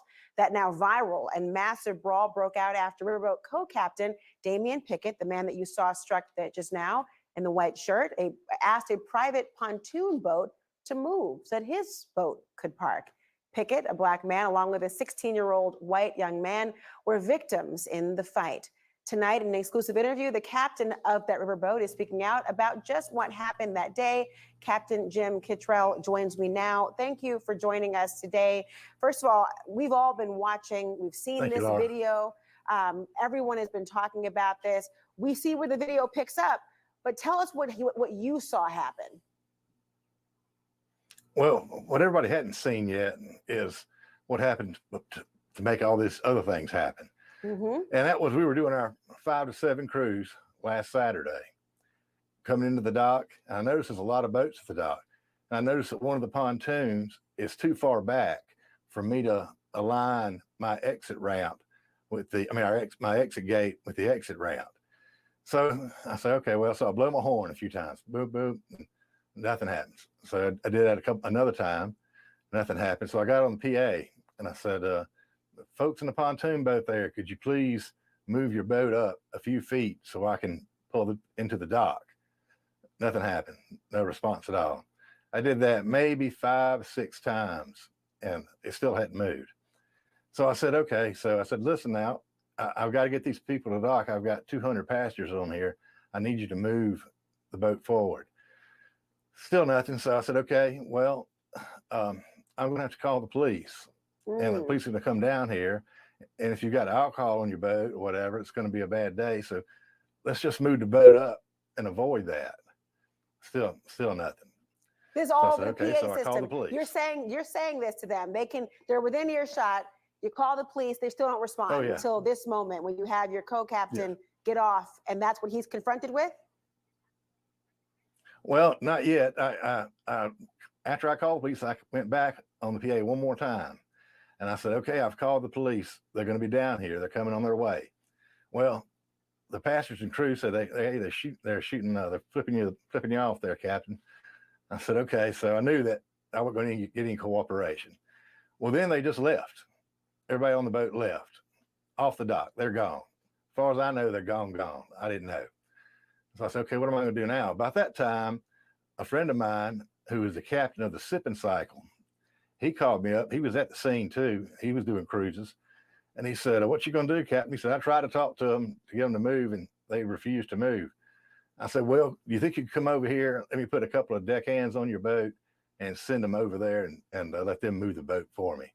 And that's common practice in the boat world. Yeah, sometimes you have to move a boat here and there just to fit in. It happens a lot like at fuel docks or whatever. You have to move the boat sometimes. It's not It's not unheard of to do something like that. Yeah. And so then when that happened, I mean, That's how did we then see that obviously these men were approached, they came back on the scene, either you thought they had gone, and then this violence escalates. You know, watching this, people immediately thought, just because of the racial dynamic in particular, obviously here, they saw a group of white men attacking a singular black man who was struck, it looks like first. Right. Did you believe that race played an impact and a role on this entire thing? Well, initially now, Damien, he's actually my first mate. And I've been mentoring him. He's been on the boat for, yes, he's the one that was struck. And he's been a dear friend of mine for a long time. And when the first guy hit him, I said, oh my God, you know, and he threw his hat up. I said, oh no, we got problems. And then another guy got involved, and then 3 or 4 more guys came running down the dock. I said, thank God they're going to stop this. But they didn't stop it. They jumped in as well.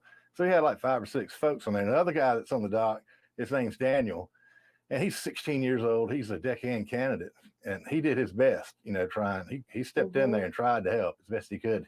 He got punched fairly early there. So have you talked to Damien? Yeah, you know, I saw it. Have you talked to him? How is he holding up?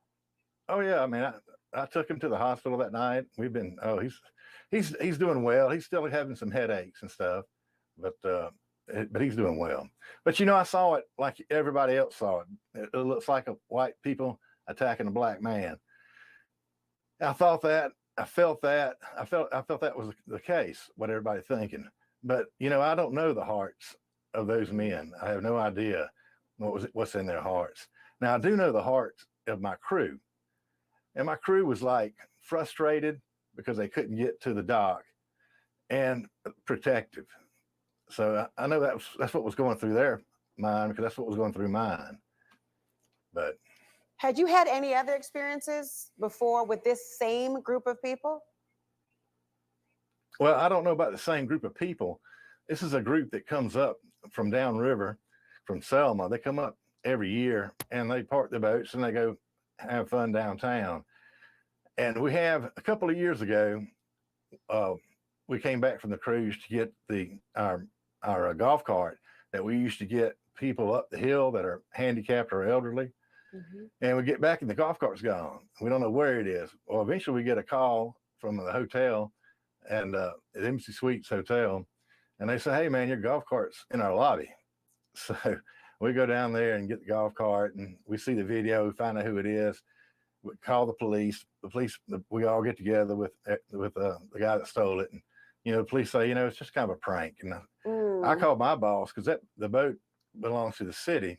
Right. He said it's city property, but so he wanted me to press charges, but the police said, "Hey man, just a little prank. So let's let it slide." I said, "Okay." Well, So we let it Captain, slide. there's been a very That's- different response to this. This does not feel like a prank. It's not being treated like a prank. There are criminal charges, people turning themselves in, arrest warrants issued. And as you say, really, we've been all watching this unfold. And what struck me is that you thought that the people coming in were going to help. And we saw what ultimately occurred. Captain, Yeah. thank you for sharing this Yeah. story with us and telling us what we were not seeing. I know there's more to it. We'll want to hear from you again. Thank you so much.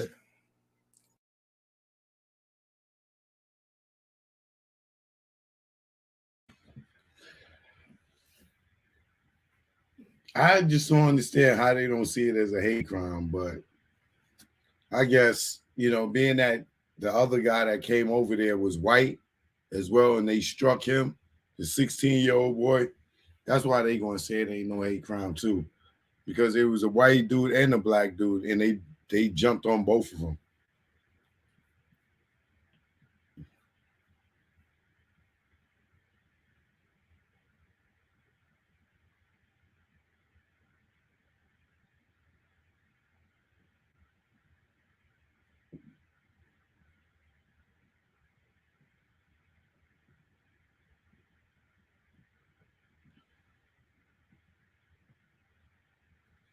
It's interesting that they didn't interview the black guy.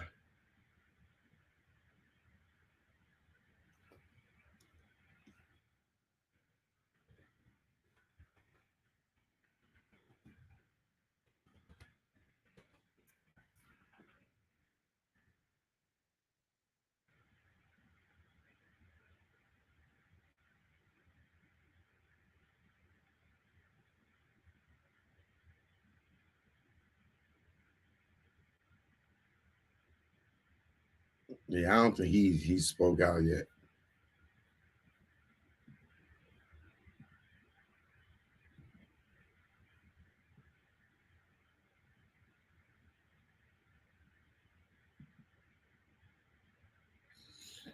Yeah, so I don't know, man. Should it be a hate crime? I think it would be normally, but like I said, I think that it's not going to be because they beat up a white guy and a black guy, so they're not going to do that. And then I'm kind of happy that it's not going to be a race crime because that could contribute it to becoming a race war within our country. And we don't need to be divided at this point because we already divided enough. So I definitely don't want to they make this whole big race thing out of this because we already divided. Our country's being flooded with immigrants. We really don't need to be divided no more than we are right now, especially with this election coming up. With this election coming up, we already going to be divided as black and white with this whole Democrat Republican thing. Because I can't believe y'all are still giving Biden a pass on as bad as he made this country. Y'all just want to hate Trump so bad. Trump is such a racist, so bad. Like Biden grew up in y'all niggas' neighborhood. I think he done locked everybody up for weed with the crime bill. There's still people in jail right now for weed from the 90s because of that crime bill. Weed. And it's legit now. But y'all love y'all some Uncle Joe. Yeah, I love y'all some Sleepy Joe. Yeah, I love y'all some Sleepy Joe.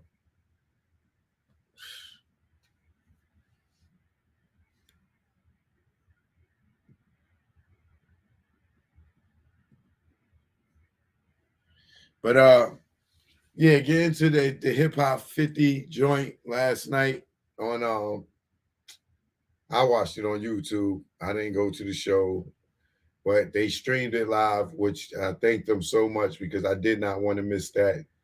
And I was just, even though I was watching it on TV, I still was in the moment with the people that was there. It was a great show. I wish that they both didn't use Run DMC, Rock the Bells, and Mass Appeal. And from my knowledge, I think Mass Appeal had Run DMC first, but LL might have pulled the Queens move on Run DMC. Like, Nas is Queens too, but an OG call. Like, yo, man, y'all niggas gonna do, y'all know I'm doing Rock the Bells, right? The week before. Nah, y'all gotta come run. Nah, run. You gotta come to my joint first. Nah, run. Nah. So, but the difference between the Hip Hop 50 show and the Rock the Bells show was the crowd.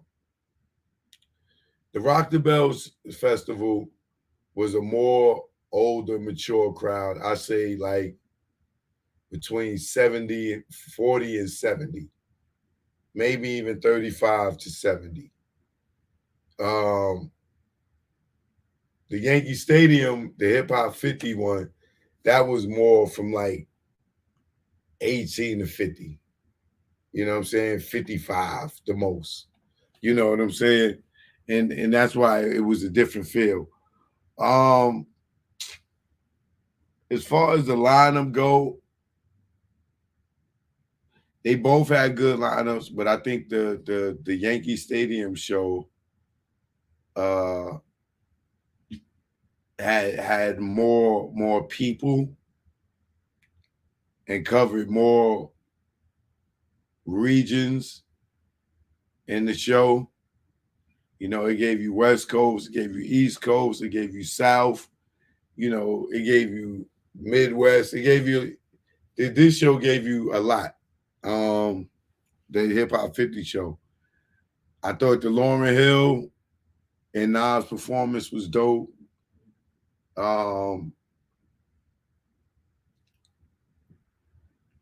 Who else? Like, that was like dope. I was happy to see EPMD. I was happy to see Lupe Fiasco. I like T.I.'s performance. T.I.'s performance is probably one of the better performances overall.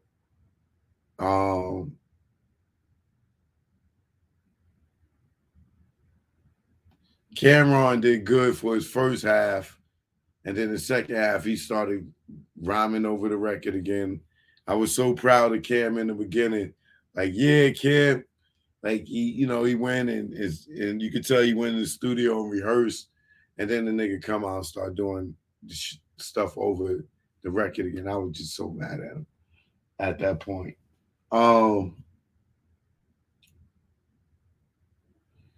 Mobb Deep was dope, even though it was Havoc and Noy.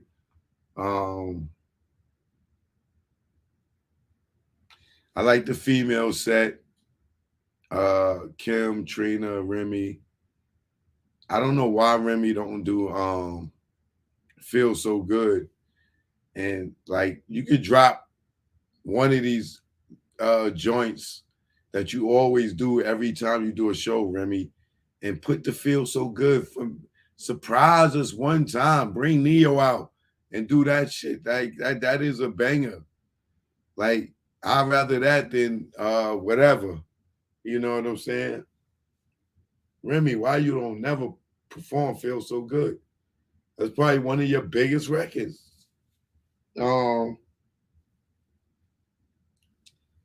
Yeah, Trina. I don't know what happened to Eve. I wish I could have seen Eve because she'll murder all of them live.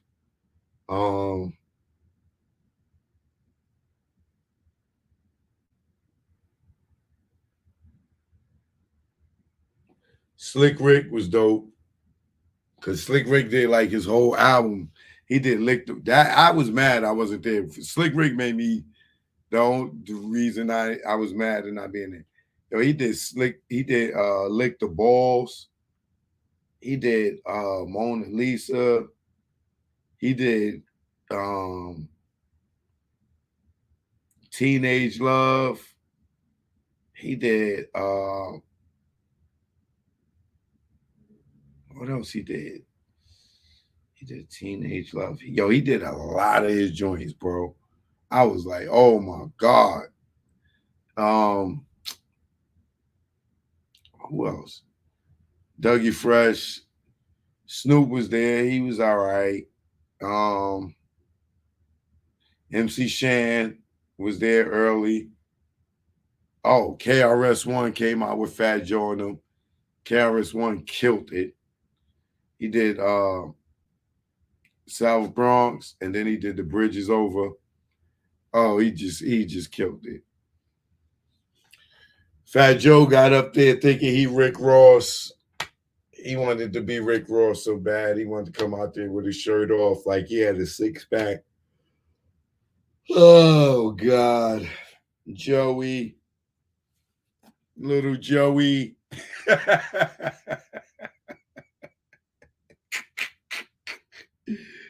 I think Charlie Rocky's had me cracking up with that shit. Little Joey. And then Fat Joe always got to be hard. Like, come on, Joe. Stop already, bro. Fat Joe, he ends off his performance. Yeah, y'all. And y'all see me drive from the projects over here to Yankee Stadium. I drove over here from the projects to Yankee Stadium. Joe, you don't live in the projects no more, Joe, how will we see you drive from the projects to the Yankee Stadium, Joe? Was you on Instagram Live or something and maybe some people was tuning in? How did we get to see you drive from the projects to the Yankee Stadium, Joe?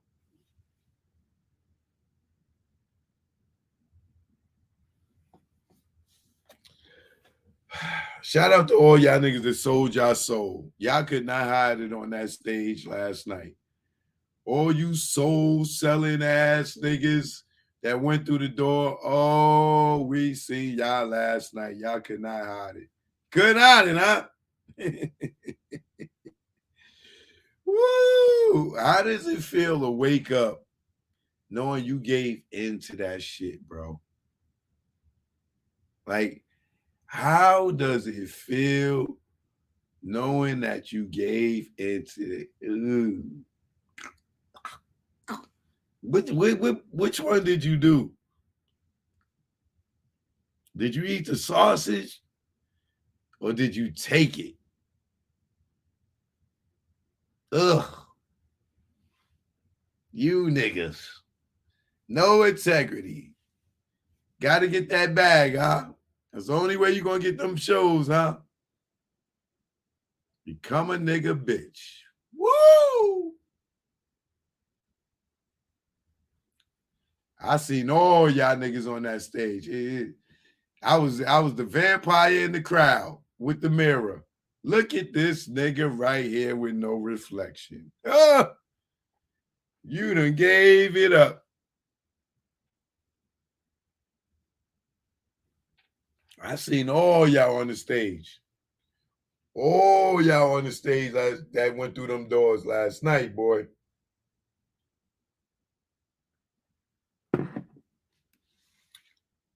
Some of y'all just can't hide it. And some of y'all just proud to be a part of it.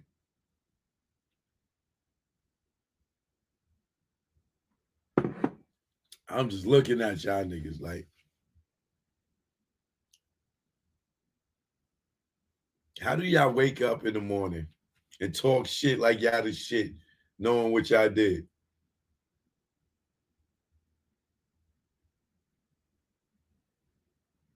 Had to cut all your friends off.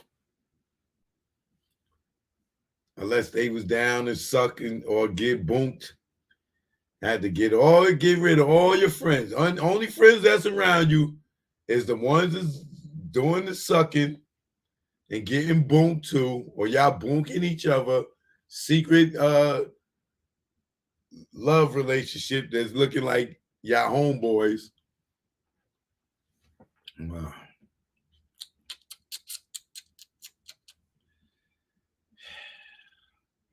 And you wonder how we know, huh?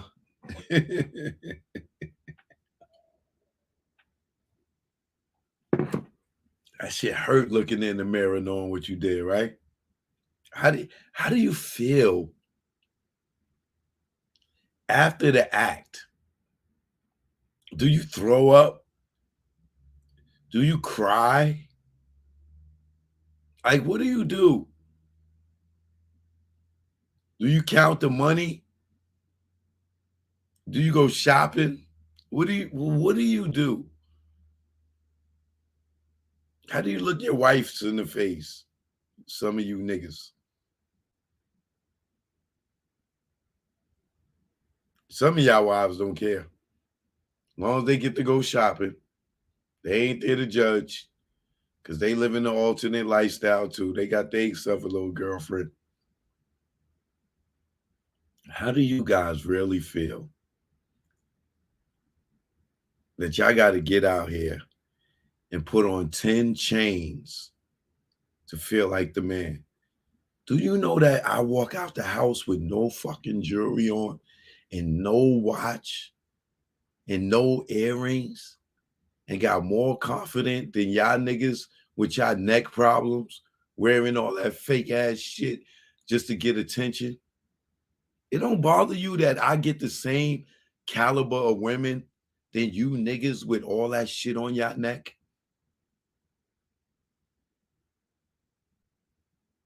You don't feel like a cornball? That you got to spend hundreds of $1,000s in jewelry to get some pussy? And I could get the same fucking chick you get without a fucking silver ring on? A gold-plated nothing? You got a Maybach and I come roll up on a fucking skateboard, on a scooter, looking like Pee Wee Herman, and still get the same fucking chicks y'all get? Y'all niggas don't feel like clowns? Y'all spending all that fucking money and I'm getting the same goddamn millionaire chicks as y'all. And I'm fucking them better than y'all. And y'all niggas are sitting there spending all that money. And you know what they telling me? Shh. Baby, you ain't gonna give me the money that he gonna give me. So I need you to just chill. Hey, baby, I need 20,000. Yeah. Okay, baby, I got you. Just send me the information and sit. And she turned right over to me and go, thank you, baby, for being quiet. I like you know how to play the game. And I ain't got none of the fucking jewelry y'all niggas got. I don't need it. Y'all niggas is corny. This is why you need all that shit. Was it because a chick ain't gonna fuck with you for you? You got to have something, nigga. You got to be able to pay for some trips. You got to buy that coochie. She'll probably fly me out to fuck the shit out of her and get the money from you.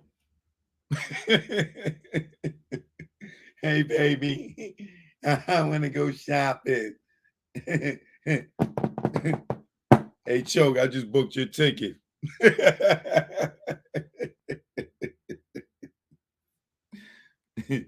Choke, I just booked your ticket. Yo, hold on.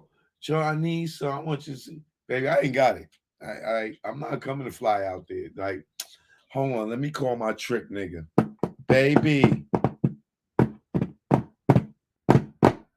I want to go shopping. Something happened to my car. I need $1,500. Here, Choke. Here's your confirmation. First class round trip. Nigga, you better fuck the shit out of me when you get here. I'll be playing this nigga for you.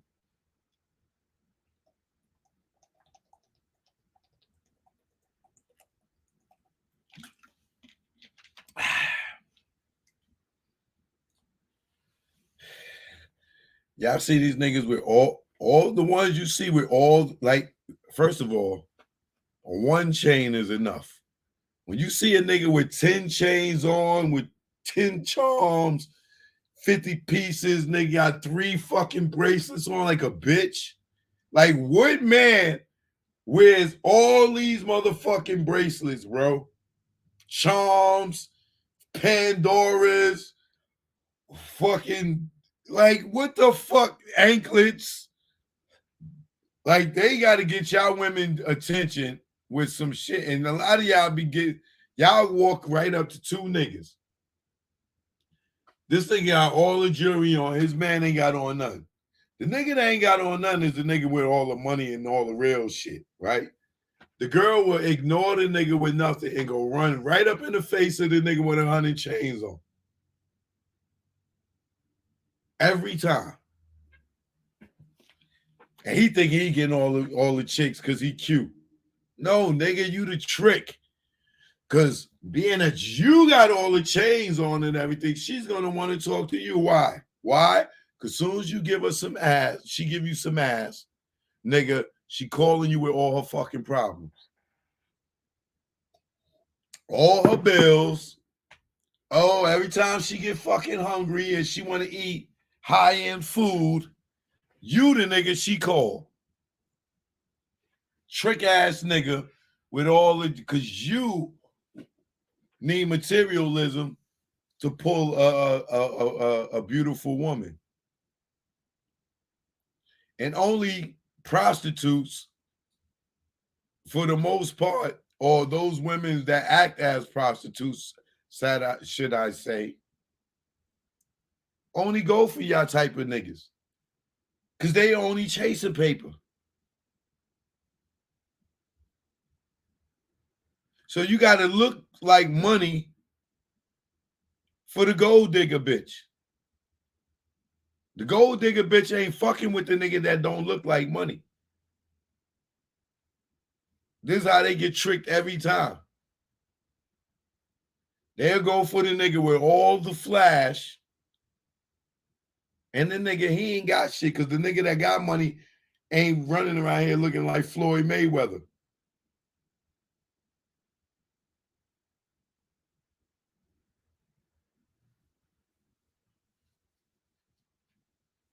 You see Elon Musk running around here with a whole bunch of chains on his neck and shit, like Floyd, or a whole bunch of Fendi and Gucci clothes, or like, no, you don't see that, goddammit. That's nigga shit. That's the nigga that want the attention. That is the insecure nigga. We all know Floyd got money, but he still got to wear all this shit to impress people, even though we already know he got money. You see Mike Tyson running around here with a whole bunch of chains and shit on? No. Because none of that shit mean nothing to him. Motherfuckers know who Mike Tyson is. Even if Mike Tyson was broke, he's still wealthy in appearance because of his accolades. That nigga don't work. You don't see Mike running around with 100 chains on and bracelets. I don't even think I see Mike wear jewelry anymore.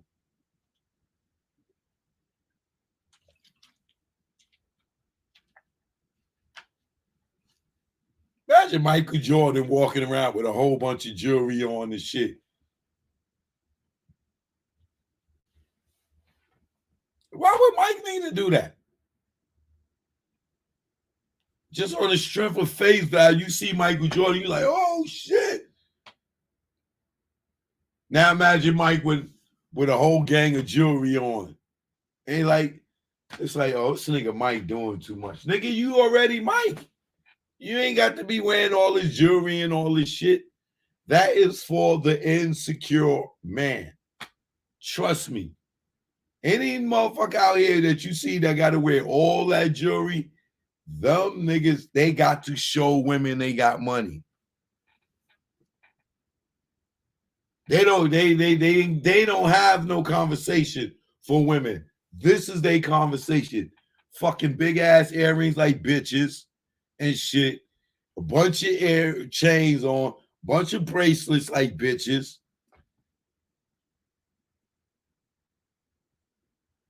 Like, what nigga is wearing a bracelet, period? Okay, I'm gonna give you one. But when you got fucking 3 and 4, I don't care if it's diamonds, I don't care if it's gold. Nigga, what are you doing? You Cleopatra?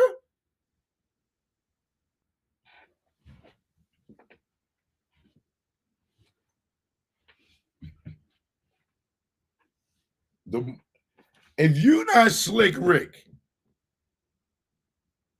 who wore jewelry as a part of your persona,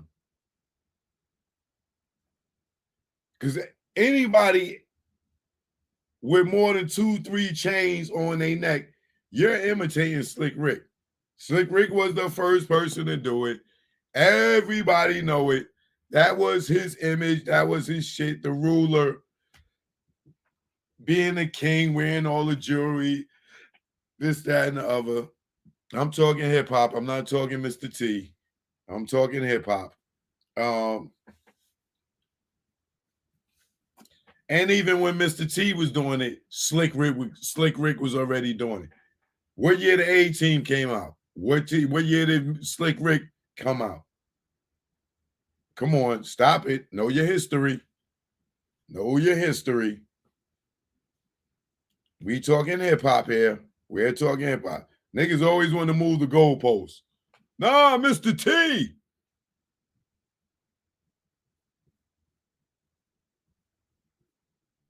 We're talking hip hop. Y'all niggas is like the dude Wick over here. I don't know how many of y'all got to see that conversation with me trying to talk to him and Beehive about the Tory Lanez situation. I got a new strategy for them next time I go up there. And I'll save it for y'all to see when I go up there. I got a whole new strategy for these goalpost moving ass niggas. They stay moving the goalposts. You ask some niggas, well, if 2 + 2 is 4, well, Choke, you know, yeah, 2 + 2 is 4, but you know that, Choke, if you said 1 + 3, that can be 4 too, right? Yeah, Choke, yeah, 2 + 2 is 4, but you know that 9 take away 5 could be 4, right? Like, these niggas, I'd be like, yo, what the fuck? Like, and this nigga, they too sensitive over there, Beehive. Like, I got a super sense of myself over there. This nigga cut out the show because I said Wick is like Steve Harvey. He talk like a man, think like a woman. They took that as disrespect and cut it out the show. Like, come on, bro. Like, come on. Y'all got to stop being so sensitive. Y'all got to stop sensitive. Y'all can't be that sensitive that I can't say the nigga thinking like Steve Harvey. Like I say, he's thinking like Steve Harvey, talking like a man, but think like a woman. Niggas took that as disrespect and cut it out the goddamn interview, bro. Like, what? I'm like, oh my God. All right. So I got new tricks up my sleeve for whenever I go back up there.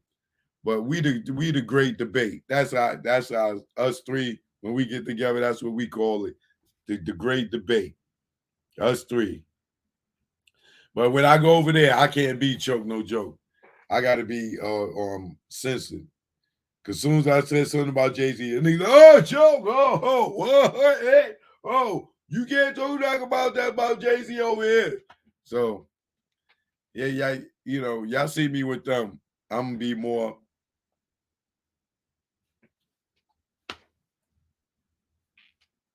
a little more tight-lipped.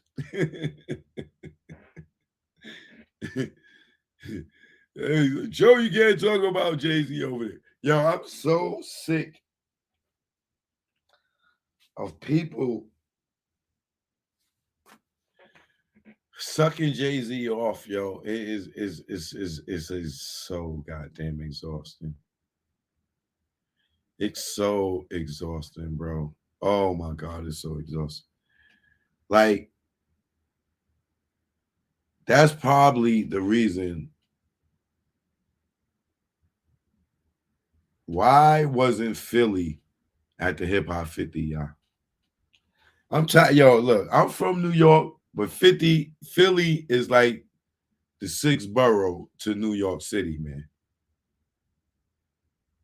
A lot of music from original hip hop in the early part of hip hop, Philly is a part of that story, bro. The Sugar Hill Gang was doing business with, I think, was it Pop Art or whatever? It was a Philly label, man. Like, where is, like, come on, man. Yo, y'all ain't gonna be doing Philly bad like this, bro. I got to stand up for Philly, man. That is the six, bro. And then, you know, outside of, you know, state property and stuff, I was rocking with Steady B, Cool C, Juice Crew Diss. The Juice Crew Diss is when Juice Crew was popping. Like, Philly has a spot in hip hop, bro. Like, why y'all keep leaving them out, man? It's not fair, bro. The Hilltop Hustlers, tell them. Like, come on, bro. Y'all cannot keep doing this. Yo, Mass Appeal. Why? Where was... Well, Steady being Cool C's out the equation because they in jail, right? But you got Jazzy Jeff and the Fresh Prince. You got Bahamadia. You got The Roots. You got Major Figures. You got State Property. You got Meek Mill. You got Nina Ross, Miss J, Charlie Baltimore. You got Cosmic Kev on the DJ side.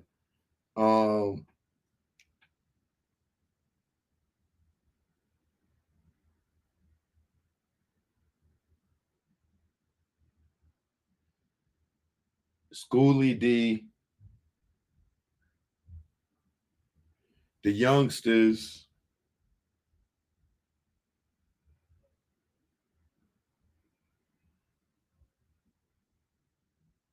I'm just grabbing people out of my head, right?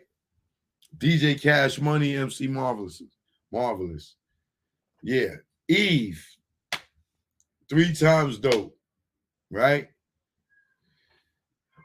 Like, Philly contributed so just with Eve, just DJ Jazzy Jeff alone on the DJ side. Like, Philly has contributed so much to hip hop. Like, how are y'all keep doing these things? And I know that the state property stuff, all that falls under Jay-Z. Like, niggas don't want to piss Jay off by giving niggas the stage, this, that, and the third. And I get it. I get it. Beyonce's on tour, so y'all might want to do something with Jay and Beyonce, or you want to go to the after party. Y'all don't want to piss Jay off. But yo, bro, where the fuck is Rockefeller in all this, man? Why y'all are shitting on us? How is Kanye West not at none of these fucking Hip Hop 50 joints? How is Dame Dash not asked to come and host a set or like I'm not even being biased with this right now. I don't even care if it's niggas that don't like me. You know what I'm saying? Like, how is Philly not involved in this, bro? How is Freeway not on like Freeway, the Young Guns, Beanie Siegel, with all the hits these that them, like, come on, bro. I know y'all on Jay-Z dick. I get that. I get it. It's a given. All right. But y'all really going, like, you're isolating me out. You're isolating Dame out. All this because y'all don't want to rub fucking Jay-Z the wrong way. Fuck Jay-Z, bro. Can y'all keep the shit real? Keep the history real? This ain't the Book of Hov where he ain't gonna put no pictures of Dame up in there, man. Hip hop is all our shit, bro. Fuck Jay-Z, man. Let Beans and these niggas eat, bro. Y'all can't get up here and talk about Hip Hop 50 and keep trying to X us out. Nigga, y'all gave Ralph McDaniels his credit, but after Ralph McDaniels, it's us, Street Funk. And then me branching off and still going. Ralph wasn't the only nigga. Like, before Rap City, we had motherfucking hip-hop shows, bro. Street Funk was in every goddamn fucking public access channel in every borough. Then I got it in Atlanta, in Toronto, Los Angeles, Santa Monica. Don't play with me, Toronto. Before Rap City, before MTV, we was bringing y'all hip-hop. Ralph McDaniels and us. Don't fucking play, bro. Like, y'all can be on this nigga dick all y'all want, but don't be trying to erase us through history, because it ain't an artist I can't pull up right now that I didn't shoot. His ass included. Stop with the bullshit, yo. Let Philly eat, man. They played a part way before the fucking South. Way before the West Coast. How y'all skipping over them, yo?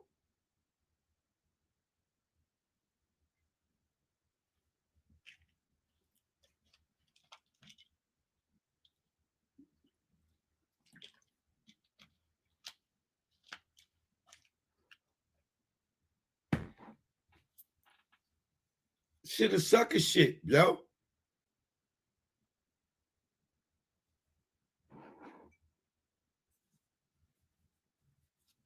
Give Philly they props, man. And all y'all out there on y'all hip-hop platforms that's sucking Jay-Z dick. Stop. Before you break your jaw, nigga.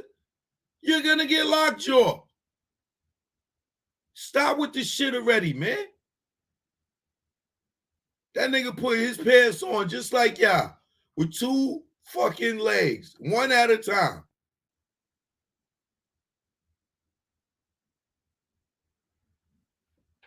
Y'all niggas fucking up the history, man. Dick eating. One nigga. Billboard YouTube. Put him at #1. Who's in that office? Who made those decisions? More dick eaters. All y'all do is eating dick. Fuck is he #1?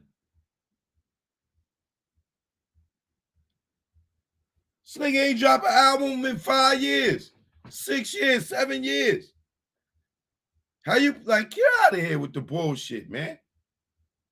Y'all niggas, all y'all out here with this hip hop 50 shit, all y'all promoters out here.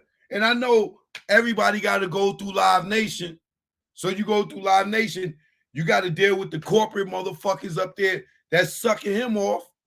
But all y'all independent niggas, start, man, play Philly a part of y'all shit.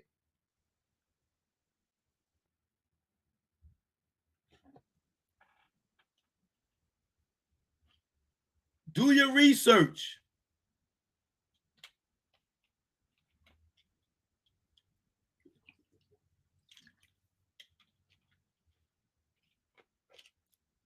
Or y'all like, I'm tired of this bullshit, man. Fucking bunch of, like, I can't believe everybody is on this nigga nuts. Everybody. God damn, I understand y'all scared of the blacklist, but fuck, have some balls out here. God damn, there's other ways to get money. Fuck that nigga. But stop not telling the fucking story, man. How y'all doing all this 50 years of hip hop and y'all just, you telling me the whole fucking Rockefeller era is just missing? The whole fucking Philly era is just missing?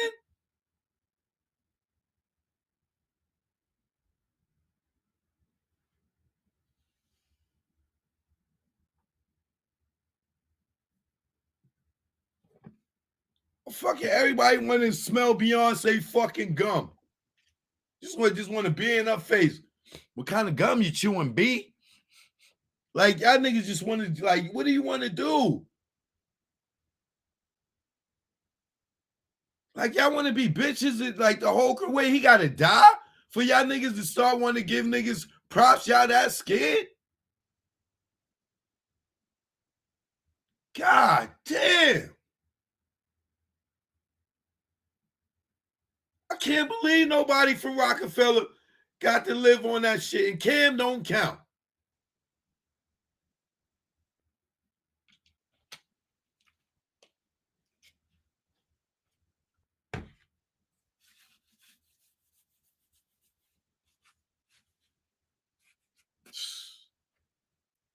BET ain't let nobody from Rockefeller live. The motherfucking Grammys, they ain't let nobody from Rockefeller live. And not to be fucking caring about Jay-Z, but how is all this 50 years of hip-hop going on and y'all got Jay-Z at #1 on Billboard and this nigga ain't been on the Grammys, the BET, the fucking Rock the Bells, or the Hip Hop 50. He don't even fuck with y'all niggas. All y'all dick-eating niggas that fucking every time he call up and he do a show, y'all go do shows with this nigga. All y'all niggas, he didn't come out there and do Welcome to New York City with Cameron. Nas, Cam, all y'all motherfuckers. Every time this nigga go do a show, Pharrell, all y'all motherfuckers is going to run up there and do some shit. Y'all all go do shows with him. This nigga ain't, when fucking Cam had the show at the Apollo, did this motherfucker show up for him?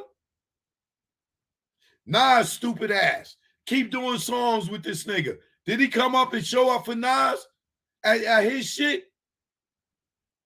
Did he show up for Nas on the Wu-Tang tour? No. And y'all keep fucking with this nigga. But he never show up for none of y'all niggas. Y'all some dumbass niggas. So he just be using the shit out y'all. And then y'all fucking be mad at me for fucking telling the truth. And don't want to fuck with me because y'all worried about y'all ain't gonna be able to suck this nigga dick. If y'all seen with me. He ain't gonna pull his zipper down for y'all niggas no more.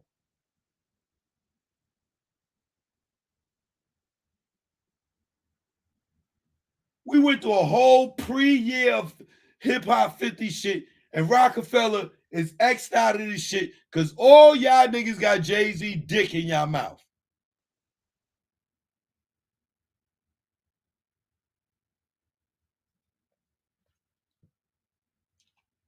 And he ain't played no participation in none of it.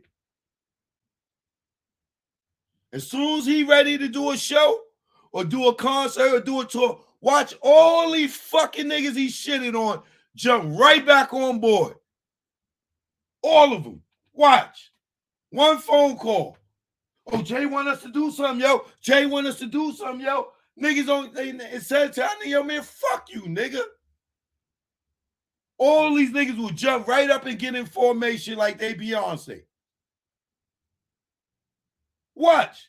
Soon as this nigga come back and ready to do some shit, watch all these stupid ass niggas that he done blocked and they can't do no shows, no Grammy performances, nothing because he ain't even being a part of it. Watch all them niggas go jump right on tour with this fucking bitch ass nigga.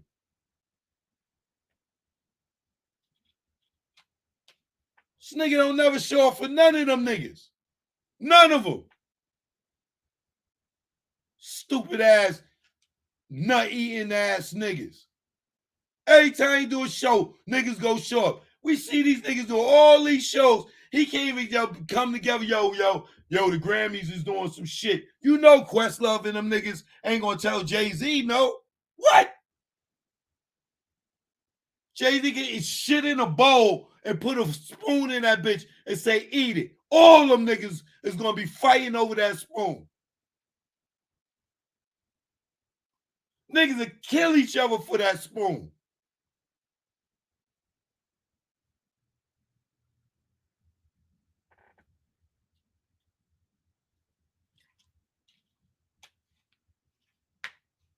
Shit is ridiculous, bro.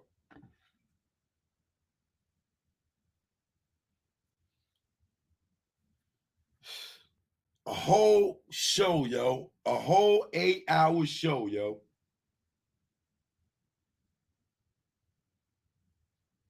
$50 years of hip-hop. And you tell me Jay-Z's the #1 rapper on the Billboard list, but nobody from Rockefeller performed on none of these fucking on these outlets.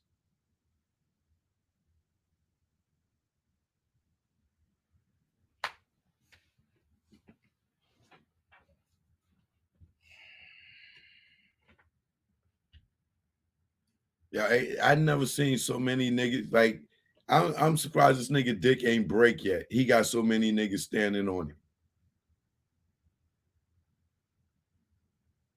Like, niggas can't even put niggas in the show because they worried about what this nigga gonna think, yo. I have never seen no shit like this in my life, yo.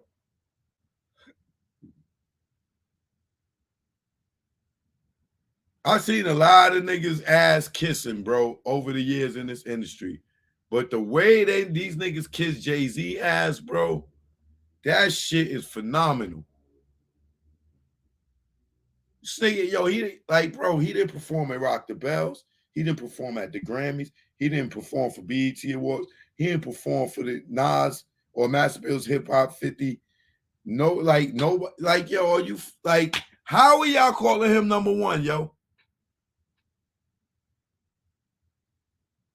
He don't even fuck with nobody unless he blocking them. And then y'all sit around and tell me, oh, Choke's a Jay-Z hater. Yeah, I look like the hater. Because I'm the only motherfucker saying something. Y'all don't see this shit? Y'all don't see this, that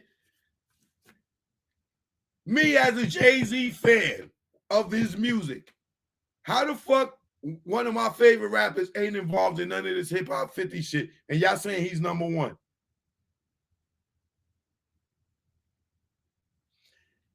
Because he think he's bigger than everybody. He's above all y'all niggas. Y'all niggas is peasants. Why would he come and perform for y'all niggas? The motherfuckers is peasants to him, and y'all don't even see it.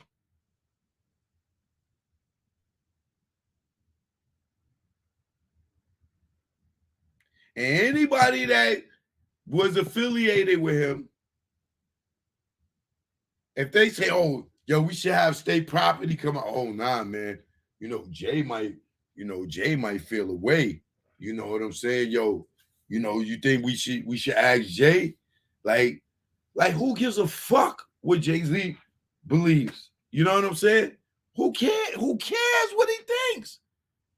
How do you not have the whole state property come up there and do a set, bro? Bare minimum.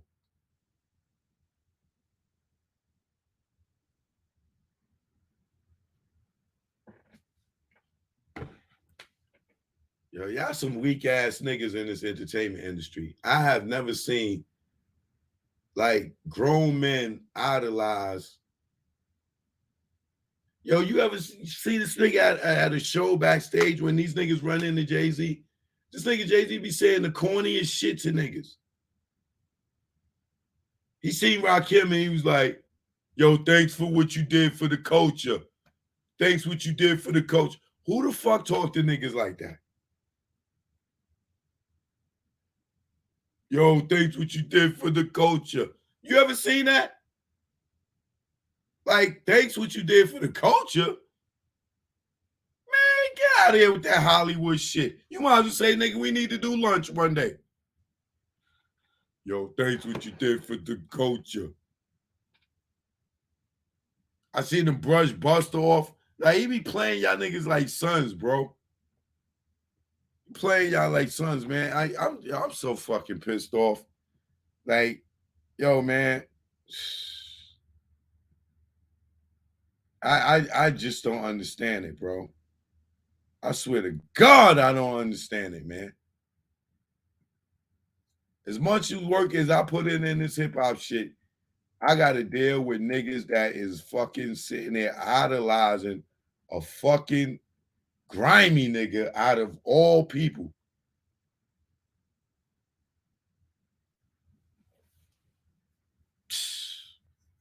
Shit is crazy, man. It's so crazy, bro. I ain't even realize it's goddamn midnight. Y'all go to bed, man. Y'all got to go to work in the morning. I'll catch y'all in the morning on the morning walk. You know, I'm going to do my walk on Sunday because I ain't do one today. I took a day off. Took a day off from the push-ups, but still feeling good out here. You know what I mean? Knocking 100 a set. 100 push-ups straight a set. It took me a minute, but I got it. Slap going sting. Trust me, the slap going sting.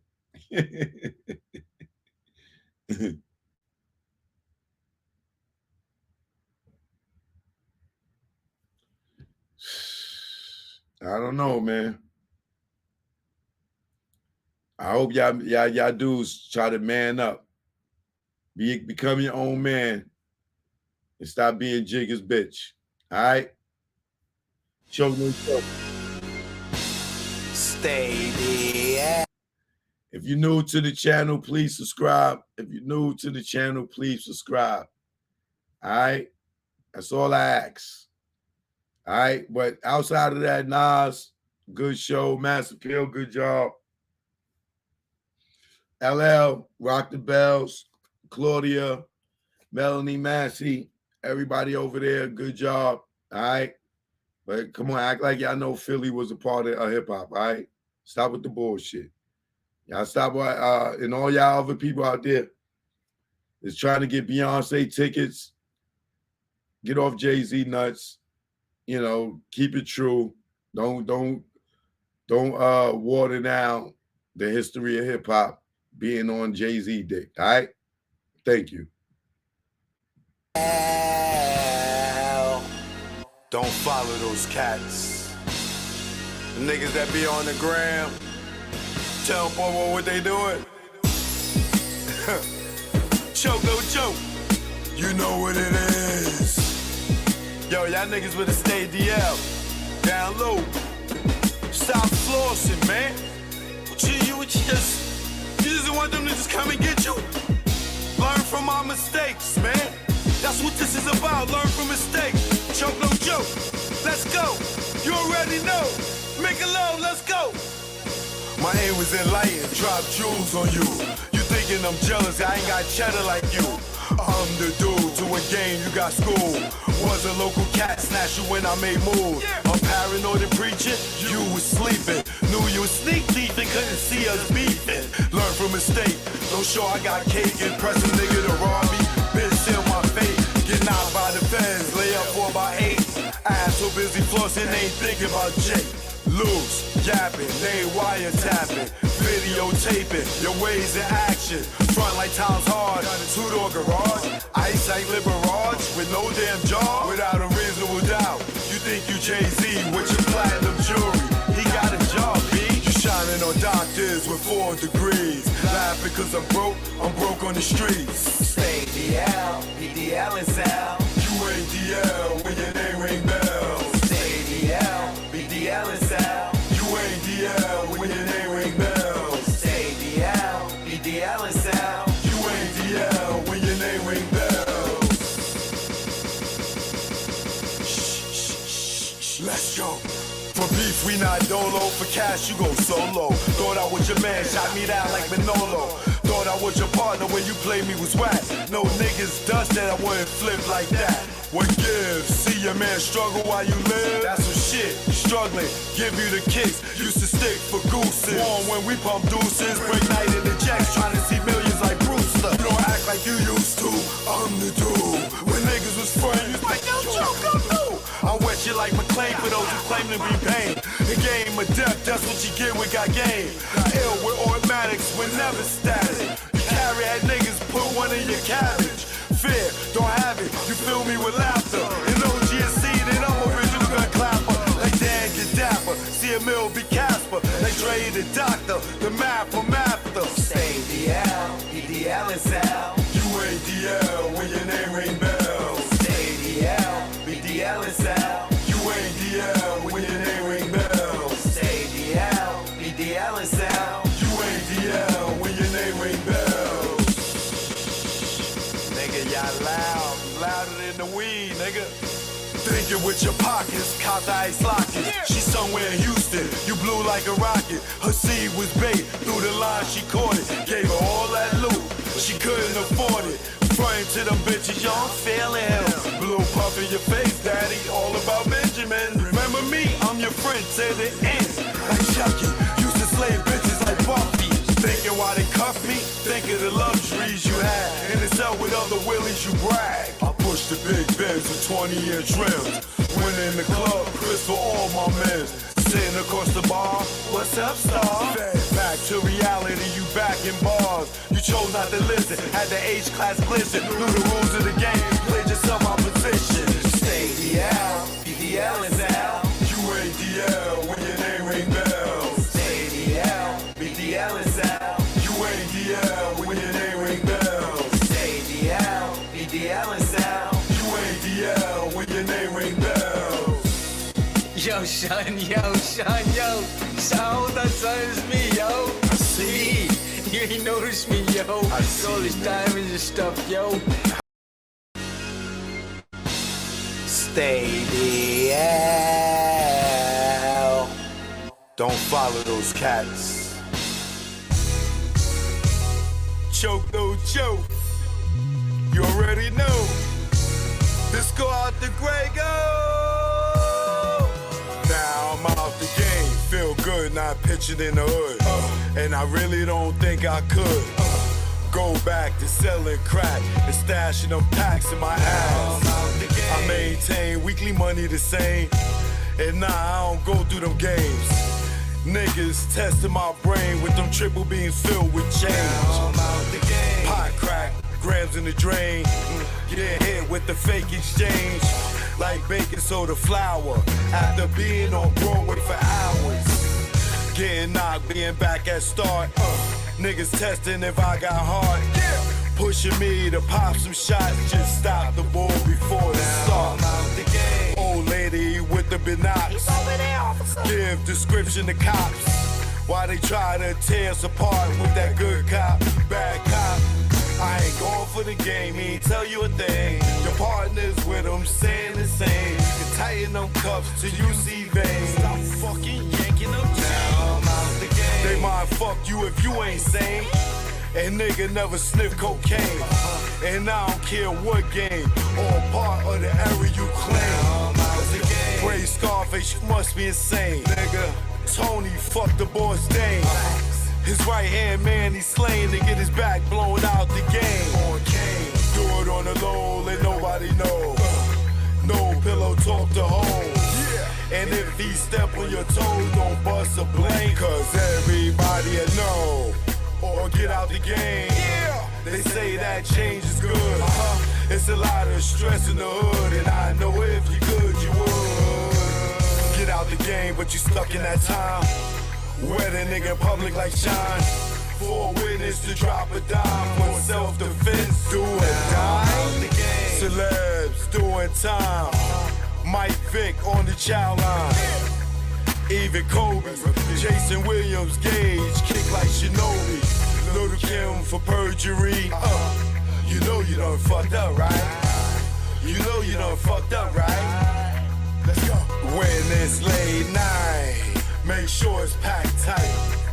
And when you take those flights, never eye the Jake in sight. And shake them fuckers when they dead to right. Making a fifth go rumble. Because of stick up trouble. Blasting your gap for a cat, for in fact, with some crap that don't involve you. For some dudes that don't love you, all they wanna do is pawn you until you go down. And don't do shit for you when you lock down, or even when you touch down. But they tell you to go to the pound. The same block that gave you a pound. Years in the pen, now you live it again. What mind state are you in? When you back it for 10, and you was just waiting for a teen to come home to relive it again. Entrapment should be a sin. The way they reel us in, parole us to a revolving door to bring us in. This shit is insane. The game is insane. The game will fuck with your brain. That's why I'm out the game. Yeah. Just get out the game, man. I know they told y'all there's only 2 ways out. Jail and death. Nah, just get out, nigga. Just get out, man. It's easy. Just walk away, nigga. If they care about you, they'll let you go. If you in the game and you want to go and get a better life and they won't let you walk away, what do that say? Get out the game, nigga.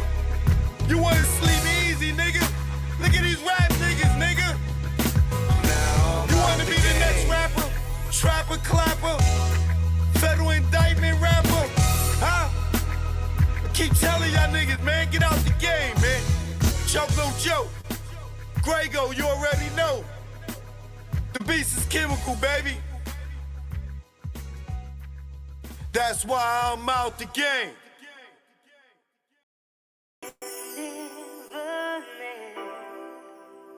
Yeah. Choke no joke. Beat on the drums. Many have said it. This go out to the East Coast, West Coast. Put it up. No palm tree the trees and the palms of dealers and fiends. Late night roam the streets. Weed is weaker, but it's cheaper. Not many chicks frontin' like divas. Out west, every chick's a model like Eva, and you know I'm far from believing her. So I'm G'ing her like she G'ing me. Banging in LA is a different thing. At the end, you either dead on the bang, getting out, doing better things. On Sunset, where they hang. Hollywood, where they hustle for change. Times Square here, it's the same. No matter where you go, you'll find a lane. On the west, they kick it with Kane. On the east, trees the social thing. East Coast, West Coast, East Coast, West Coast. Grab your raps, roll it up.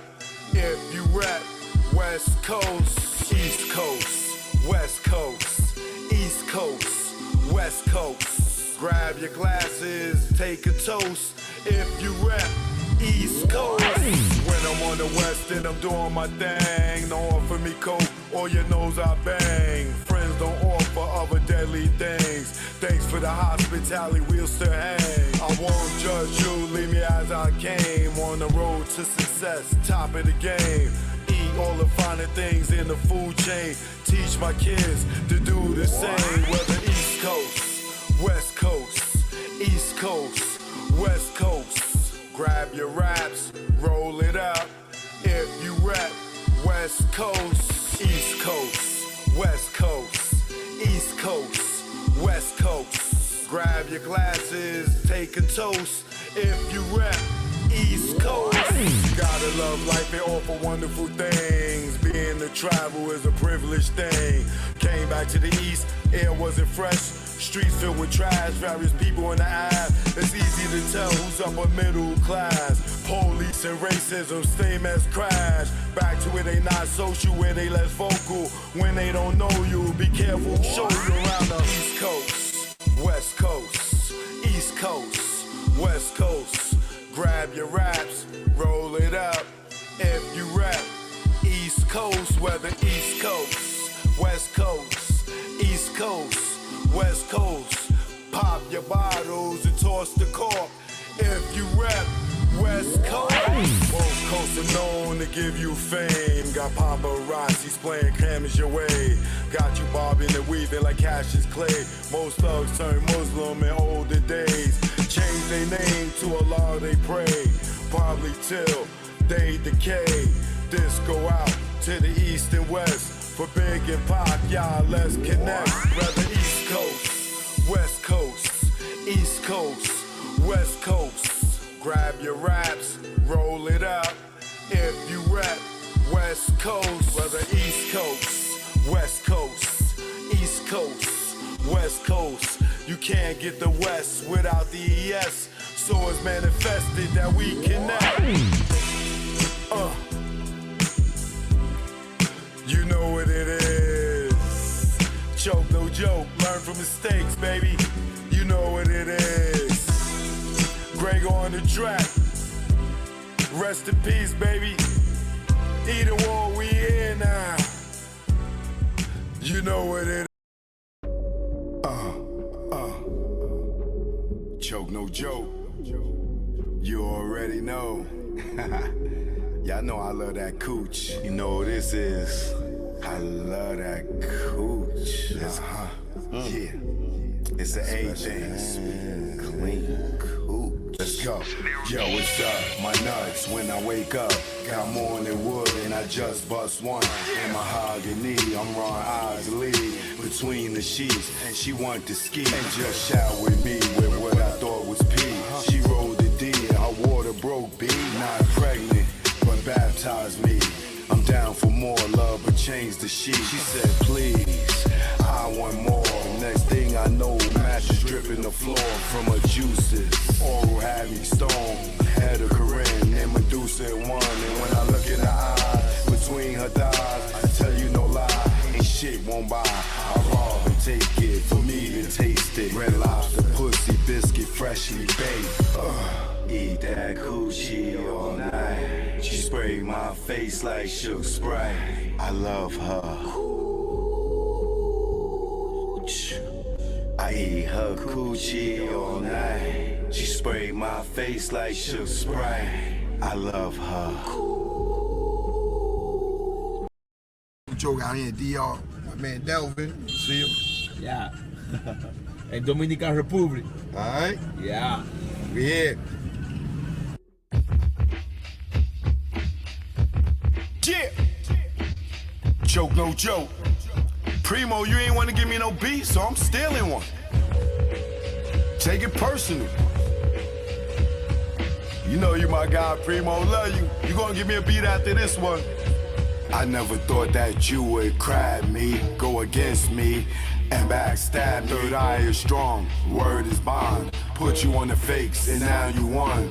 I gave you support, and you play me. For those who play with butt, yeah, I'm talking Breakfast Club, Revolt, whatever. All I know is birds of a feather. Hang with those that they hate. Once the realness, now you fake. And I see through you. What you gonna do when they book you and your Duke shoot? I know you think I'm expose you. This ain't no threat, take it personal. Choke, no joke. 2023, it's on me. You hear me? 2023 is on me. They say, why I don't come around the game? Cause all y'all do is undercover gay. And I don't play those fucking games. Yo, stop the track, I'm fucking Slay. Rest in peace, K Slay, man. Let's get to the next one.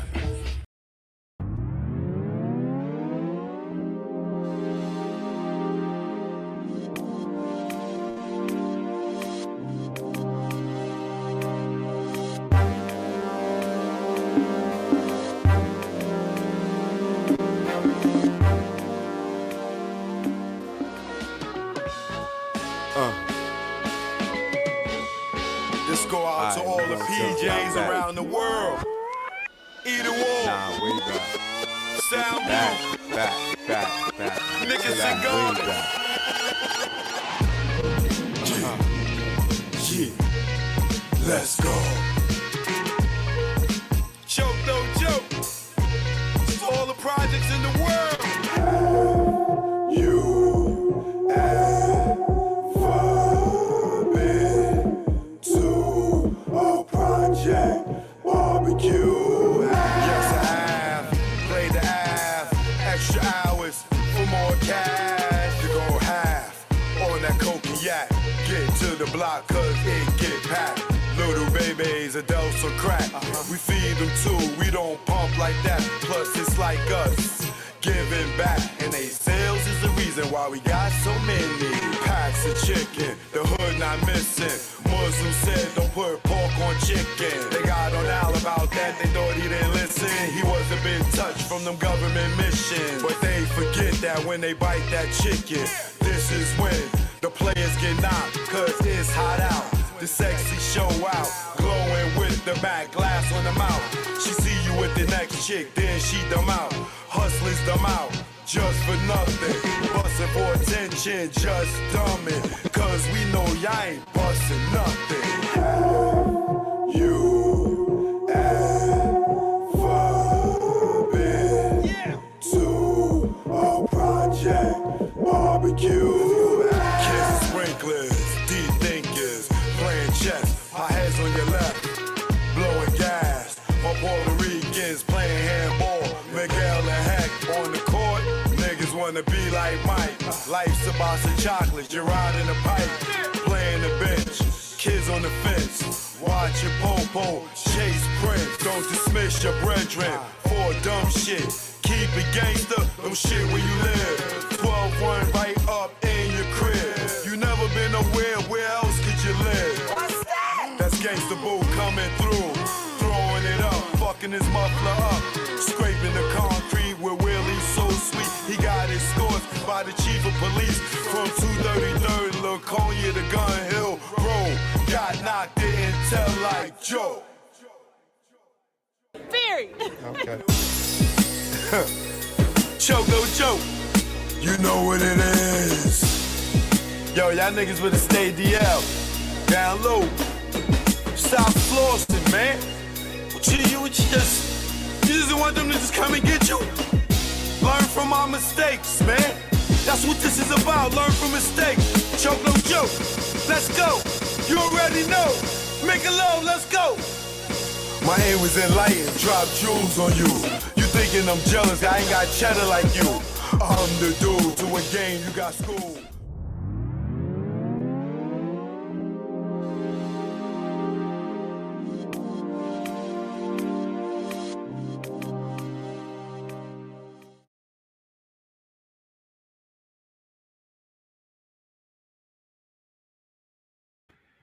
Good night, y'all. See y'all in the AM. Peace and love. Thanks for all the support.